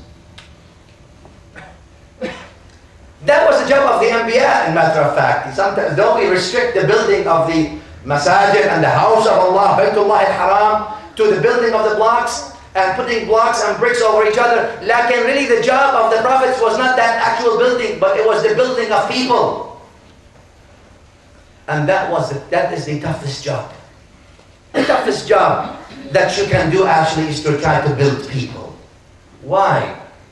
Look what happened to the Anbiya alayhi salam. A narration, though the hadith has weakness in it, like it says, Al-Bayhaqi says 124,000 prophets, Anbiya, Allah sent to human beings. What happened to most of them? Killed. By who? Their own people. Other people? No, their own people. Their own people killed them. Most of the prophets alayhi salam. Vast majority of them. What's the problem? Is there a problem with the picture? A prophet comes, قُلْ لَا أَسْأَلُكُمْ عَلَيْهِ أَجْرًا. I'm not asking you anything in return. I'm giving you guidance. I'm trying to illuminate you. I'm trying to raise you. I'm trying to give you education. I'm trying to broaden your horizon. But then you take a knife and you kill that prophet? Why? For profit. They kill prophets for profit. What does that mean for profit? You have a job. You have a position.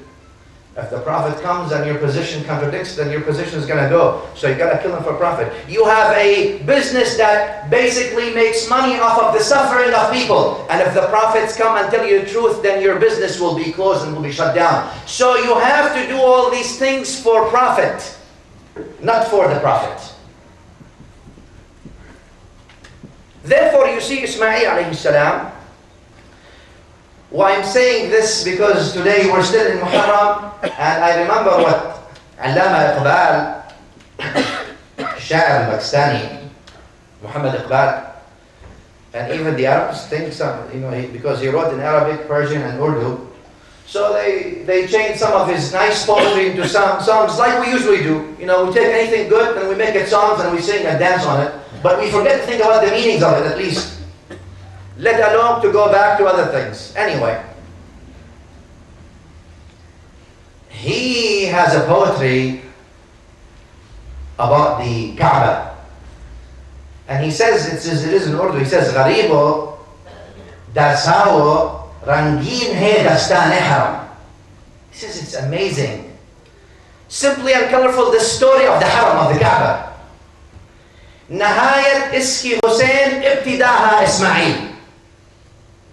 The story of the great story of the Haram, of the Kaaba, is amazing in a sense that the beginning of it was Ismail and the end of it was Hussein. How is that? He's trying, Iqbal is trying to put a comparison between Ismail alayhi salam and Hussein ibn Ali. Ibrahim came to build people. Raise the pillars of the house of Allah subhanahu wa ta'ala. And that job was with Ismail. And then the Kaaba was established. Until then people changed the place of Kaaba to worship idols. Who comes after that? Al-Nabi al-A'zam wa Rasul al-Afkham sallallahu alayhi wa sallam. To change that Kaaba to the way it was when Ibrahim alayhi salam was there, and to make it a place of Tawheed. But not only that, just like Ibrahim built the Kaaba, and Nabi sallallahu alayhi wa sallam also built the Kaaba, in the sense not only physically but also spiritually, by building the people around the Kaaba. Therefore, before that Nabi sallallahu alayhi wa sallam went to Medina and established the state and had the big masjid and all these things, he established people like Abu Bakr wa Umar wa Uthman wa Ali. Those people, upon them the state was carried. Did not start by building the masjid, started by building the people. What happened? What happened when you come and start building the people? Before the message, before announcing the message, that means when the Nabi sallallahu alayhi wa sallam, Nabiyyun min Adam, from Adam, when Adam was not even created, Nabi sallallahu alayhi wa sallam was Nabi. Like when he announced the message, what happens before the message, pre-message, as-sadiq al-amin?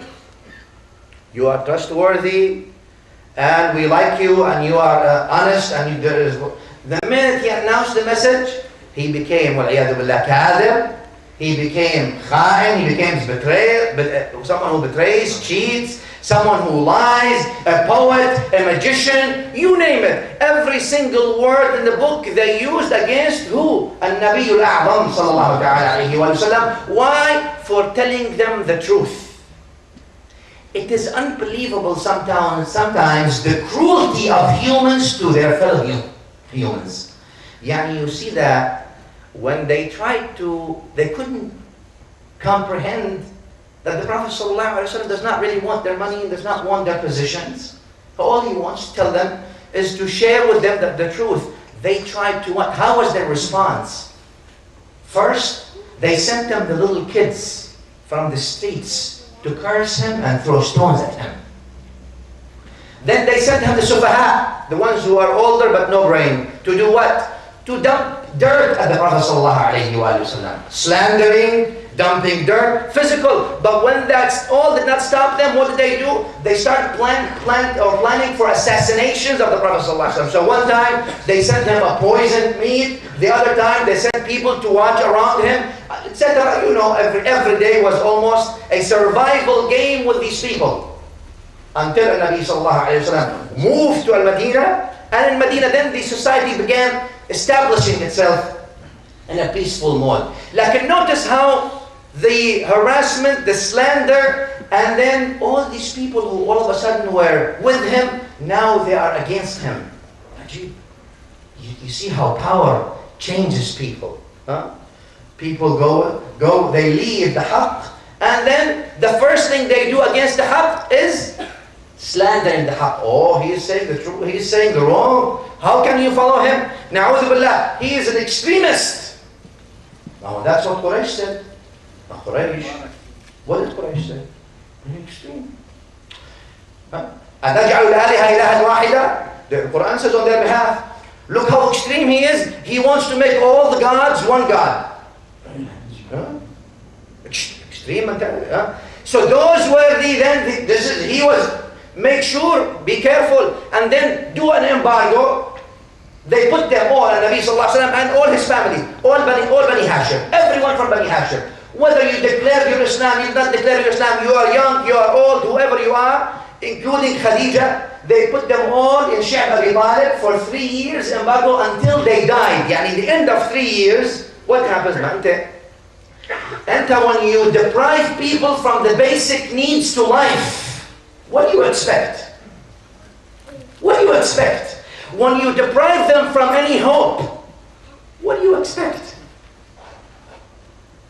Now, we always say in Islam, violence is the language of the inarticulate. Lakin Islam did not come with violence, absolutely. And Nabi sallallahu alaihi wasallam was trying to avoid violence in every single way. Even when his companions, wallahi alayhim ajma'in, were being murdered and slaughtered right and left, he would not give them permission to fight back.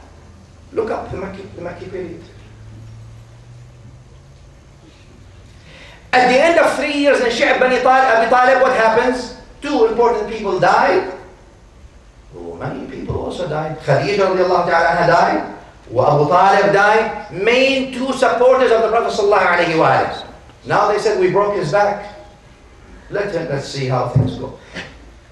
Plotting and planning, one after the other, one after the other. We still don't come to the understanding that Allah is the one who gave takreem to Bani Adam, honored Bani Adam, affirmed the dignity to every human being. By that then, we ought to try to live together versus kill each other. Notice how the humans, from the beginning, how did they do? How did humans treat each other? And again, those of you who read through some of the novels and some of the things and some of the history, you see how the human being was always concentrated for most of the time on how to dominate, how to subjugate, how to control. Greed, power, and money led the humans to kill their fellow human beings. For what? How much time and money and efforts are spent by all the world on developing mass weapons of mass destruction? Imagine if all those billions of dollars were spent on weapons of mass instruction, mass education, mass welfare and well-being. I don't mean the welfare, the financial assistance to the poor, but also that including. But the welfare of the society, the welfare of humanity, sharing. And I don't mean that in a communist sense either. So people don't. Nowadays you have hair splitters everywhere. Not in you, alhamdulillah, but you know. Allahumma salli ala continuation of assault from the human on their fellow human. Things that animals actually don't do.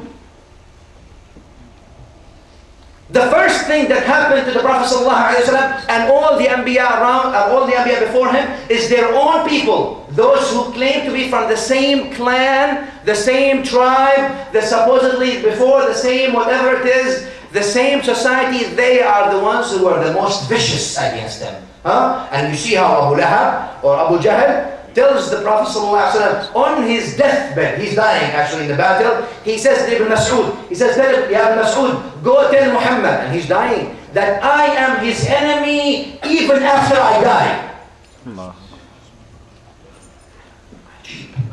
The hate is unbelievable. ما أوذي نبي مثل ما أوذي. Therefore, Nabi sallallahu alaihi wasallam declares it. He says, no prophet has been hurt, has been slandered like I have. And therefore, you all know the hadith that the most people will be slandered and hurt by people are the Anbiya, then those who are closer and closer and closer. That's how al-amthal fal-amthal. Anyway. Therefore, the job of building people is the most risky of jobs. The job of the prophets, alayhi salam.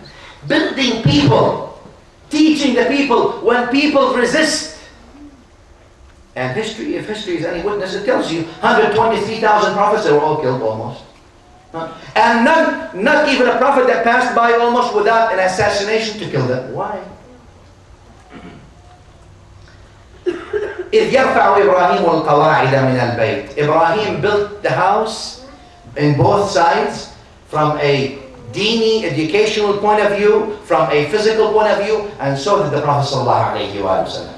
Of course, he gave that to his companions and his family.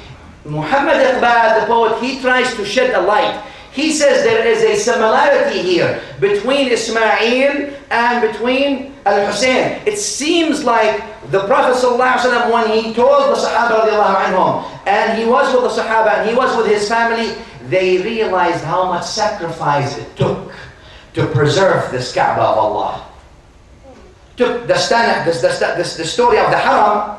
It took so much. Now you go to the Haram, you go to the Kaaba, and you look at the Kaaba, and you see it in front of you, beautiful. But this is not like this. That does not come easy. This does not come without sacrifice and suffering of thousands and thousands of people before you who went and actually preserved it with everything they have.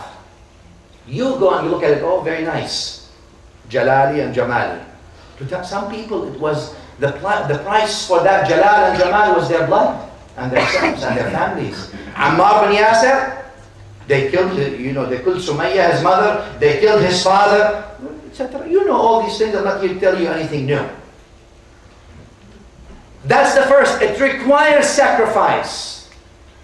And the Nabi sallallahu alaihi wasallam sacrificed. And he taught his companions and family how valuable this thing is. Therefore, Al-Imam al-Hussein, in Ashura, or before Ashura, when he left from Medina, escaping from the army of Yazid, going towards Mecca, arriving there, Yawm al-Tarwiyah, he immediately left Mecca towards Iraq, or what is southern Iraq, it's called Karbala.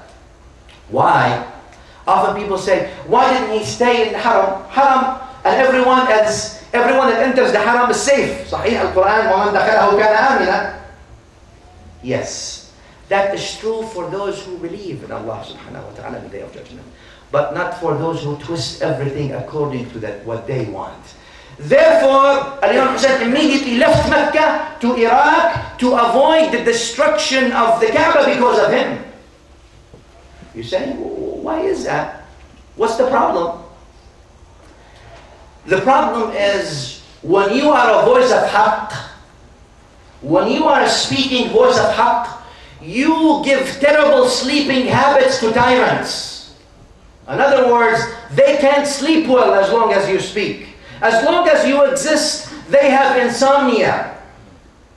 As long as you speak, there's a problem and they have to settle it. And oftentimes tyrants only settle things with blood. Just like they did with the Prophet Ibrahim, or before the Prophet and the Prophet ﷺ, they also tried to do with the ones who inherited the deen of Rasulullah sallallahu alayhi wa. Therefore, when Allama says حقيقة عبادة or عبدي, مقام شبيري, the real slavery, the real haqiqah, the truth of the maqam of slavery is in the maqam of Sayyidina Hussein.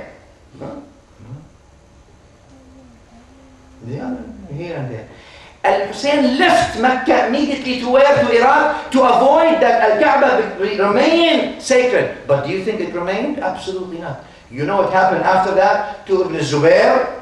Abdullah ibn Zubair, Sahabi, Hawari Rasulullah. His father is Zubair, among the 10 who are given the good tidings to go to Jannah. He stayed with the Kaaba. Did that prevent the tyranny from bombing him with the Kaaba, with the masjid, with everything? Absolutely not. They bombed him, and they bombed the Kaaba, and they leveled the Kaaba, and they killed Abdullah ibn Zubair, and they killed Mus'ab ibn Zubair, so much that before he died, Mus'ab ibn Zubair, he says, أَلَا إِنَّ وَإِنَّ الْأُولَى بِالطَّفِّ مِنْ بَنِي هَاشِمٍ تَأَسَّوْا فَصَنُّوا الْكِرَامِ تَأَسِّيًا. Those people in Karbala who died before us from Bani Hashim, they made us an example. They gave us an example, and we're going to die defending the Kaaba, following that example. Allah.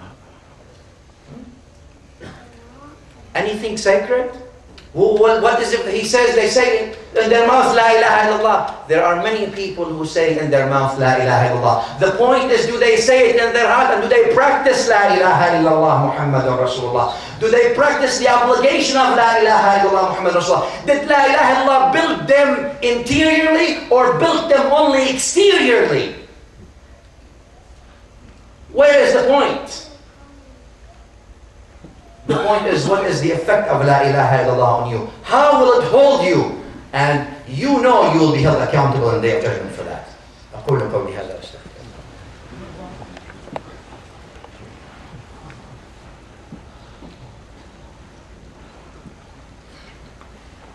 الحمد لله حمدا كثيرا كما أمر، وأشهد أن لا إله إلا الله وحده لا شريك له ويغفر لمن جحد به وكفر.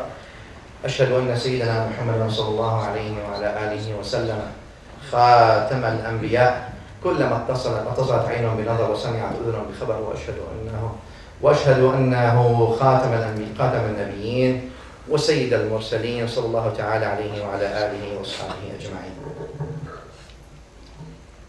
That's one side of looking at Imam Hussein trying to save the building. But then there's another side that Muhammad Iqbal mentions here. He says, Badaya और नहायत इसकी Hussein, بداية है और ابتداء है Ismail. Remember what happened when Ibrahim built the Kaaba? After he built the Kaaba, Allah mentions on his behalf, رَبَّنَا تَقَبَّلْ مِنَّا إِنَّكَ أَنْتَ السَّمِيعُ الْعَلِيمُ. What does he say? Of course, before that, notice he asked Allah to give him a son, Ismail. Allah gave him Ismail, very nice. And then when the Kaaba was done, Ibrahim declared the adhan, وَأَذَّنْ فِي النَّاسِ بِالْحَجِّ. He declared the adhan, people come to the Hajj, come to the Kaaba of Allah, to basically crown and finalize and seal the deal of building the Kaaba. There has to be a sacrifice. There has to be a sacrifice. What is the sacrifice going to be? Ibrahim sees in his dream that he's sacrificing his own son, not a ram, not a sheep, his own son. Building the haram for Allah, building the Kaaba, and then I have to sacrifice my own son. When Ibrahim proven that he is obeying Allah subhanahu wa ta'ala so much that his own son, فَلَمَّا بَلَغَ مَعْهُ السَّعِي, Ghulam Halim, number one, very nice Ghulam, very nice person, very patient, very educated, Ghulam Halim, and he raised him little by little. Imagine little sons that you have, you raise them little by little, even if they're stuck in a thorn, you would feel sad and sorry, even cry maybe. And you'd ask, you say, I wish that the pain was in me, not in you. Every parent says that. فلما بلغ معه السعي, when Ismail was raised now, he became a young man, then he's ordered to slaughter him as a sacrifice. امتحان, this is a real test. He offered him. وإسماعيل accepted. قال يا أبت افعل ما تؤمر. Oh father, do whatever you have to do. If it has to be my blood, then it has to be my blood. If that's what pleases Allah, then let it be.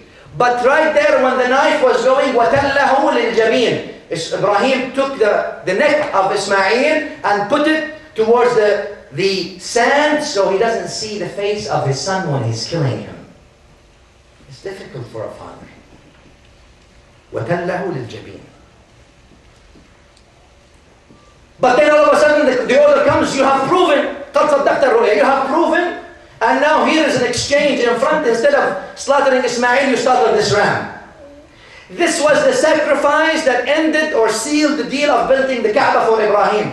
Lakin this sacrifice did not go for building the Kaaba for the Prophet ﷺ. For he had to offer Al-Hussein himself to be slaughtered just like that sheep was slaughtered.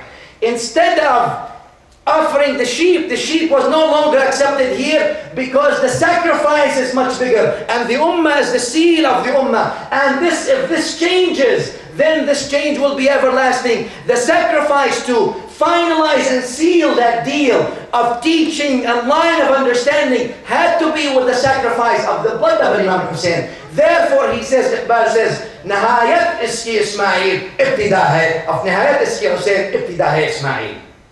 What Ismail began, Al-Hussein finished.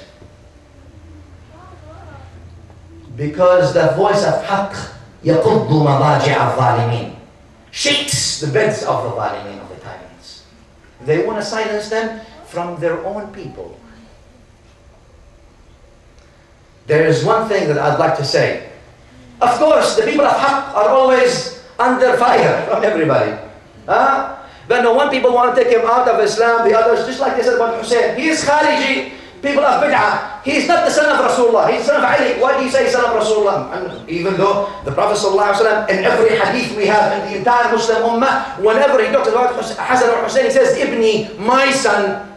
But they want to distance Al-Hussein from the Prophet ﷺ. So he's not the son, he's a liar, he's not the son of Rasulullah. And then they want, he's Khariji, he is a Khariji from Khawarij, against the righteous Khalifa Yazid, supposedly, etc. All these things for what? There's a point. Al-Hussein, just like every other free person, fell into that trap of, we made them fall in that trap of extremes. He was a tool for unification, but we made him a tool for division. Number one, you have extreme on one side, who use Al-Hussein to divide the ummah by saying what? By saying, oh, these Sunnis don't love Ahlul Bayt. No, Sunnah, they don't love Ahlul Bayt. Ahlul Sunnah wal Jama'ah are the people who we are based on the love of Ahlul Bayt. But then you have the others. That's one extreme and lie. The others who use Al-Hussein to divide the ummah by saying, talking about Al-Hussein, it shakes them. They're scared. And that nasibis, that nifaq, that signs of nifaq, makes them say, anyone who says, talks about Al-Hussein, those are Shia. That means the Prophet ﷺ is Shia in that sense. You talk about Hussein. The first one who shed tears on Hussein was the Prophet ﷺ himself. And hadith is authentic, open up al-Mustadrak, fulfilling the conditions of Bukhari and Muslim. And therefore to those people, if you don't understand the message of Hussein, I have two lines and I'll finish with those two lines. Al-Farahidi mentioned them. Al-Farahidi is the one who's linguist. He balanced the Arabic language, balanced the poetry. So what he used to do, he used to speak in the well of water because it brings an echo, and that's how he balances. So he was one time in his home, he's speaking into the well of water. متفاعلات فعول فعول فعول. His son comes in the house, he sees his father speaking into the well of water, and he's saying things he doesn't understand. He's trying to balance poetry. So he goes to his mother, the son, he says, my father is crazy, he doesn't know what he's talking about. So Al-Farahidi, he calls his son, says, come here. He gives him these two lines of poetry. He says, لو كنت تدري ما تقول ما أقول عذرتك ولو كنت تدري ما تقول عفوا ولو كنت تدري ما أقول عذرتني ولو كنت تدري ما تقول عذرتك لكن جهلت مقالتي فعذلتني وعلمت بأنك جاهل فعذرتك. He told them, if you know what I am saying, you would excuse me. لو كنت تدري ما أقول عذرتني, you would excuse me. ولو كنت تدري ما تقول عذرتك. And if you knew what's coming out of your own mouth, I would have excused you. لكن جهلت مقالتي. But you are so ignorant. Therefore you blamed me وعلمت بأنك جاهل فعذرتك. And I know you're a jahil, and that's why I ignored you. That's what we tell these people. Al-Hussein on that night, before he died, and he was slaughtered, he looked at the dunya and he saw how people are in dunya. And he says, ألا إن الدنيا قد تغيرت وتنكرت وأدبر معروفها. The dunya has changed and the ma'ruf, the good, has turned bad. ولم يبقى فيها إلا صبابة كصبابة الإناء وخسيس عيش كالمرعى الوبير. There's only the dirt left to eat and the dirt of things to drink. ألا ترون إلى الحق لا يعمل به وإلى الباطل لا ينهى عنه. Don't you see people are not talking about the haqq and they are not forbidding each other from the batil? فليرغب المؤمن بلقاء الله. This is the time where the mu'min should aspire to go with Allah. فإني لا أرى الموت إلا سعادة. I do not see death except happiness. ولا أرى الحياة مع الظالمين إلا برما. And living with these ignorance and ظالمين is simply a torture. This is the message that we try to understand. اللهم صل على محمد وآل محمد كما صليت على إبراهيم وآل إبراهيم. بارك على محمد وعلى آل محمد كما باركت على إبراهيم وعلى آل إبراهيم في العالمين إنك حميد مجيد. اللهم انصر الإسلام والمسلمين. أعلي يا مولانا كلمة الحق والدين. اللهم إخواننا في غزة اللهم أعزهم اغفر لهم استرهم آوي من شرد منهم. اللهم اكسهم اللهم ارعاهم بعينك التي لا تنام وملكك الذي لا يضام. اللهم صل على محمد وآله صلاة ترضيك وترضيه وترضى بها عنا يا رب العالمين. اغفر لهم لنا ولآبائنا ولمشايخنا ولمن لهم حق علينا ولمن عن الخير أعاننا وعن الشر أبعدنا ولمن أوصانا بالدعاء. وصلى الله وسلم على سيدنا محمد وآله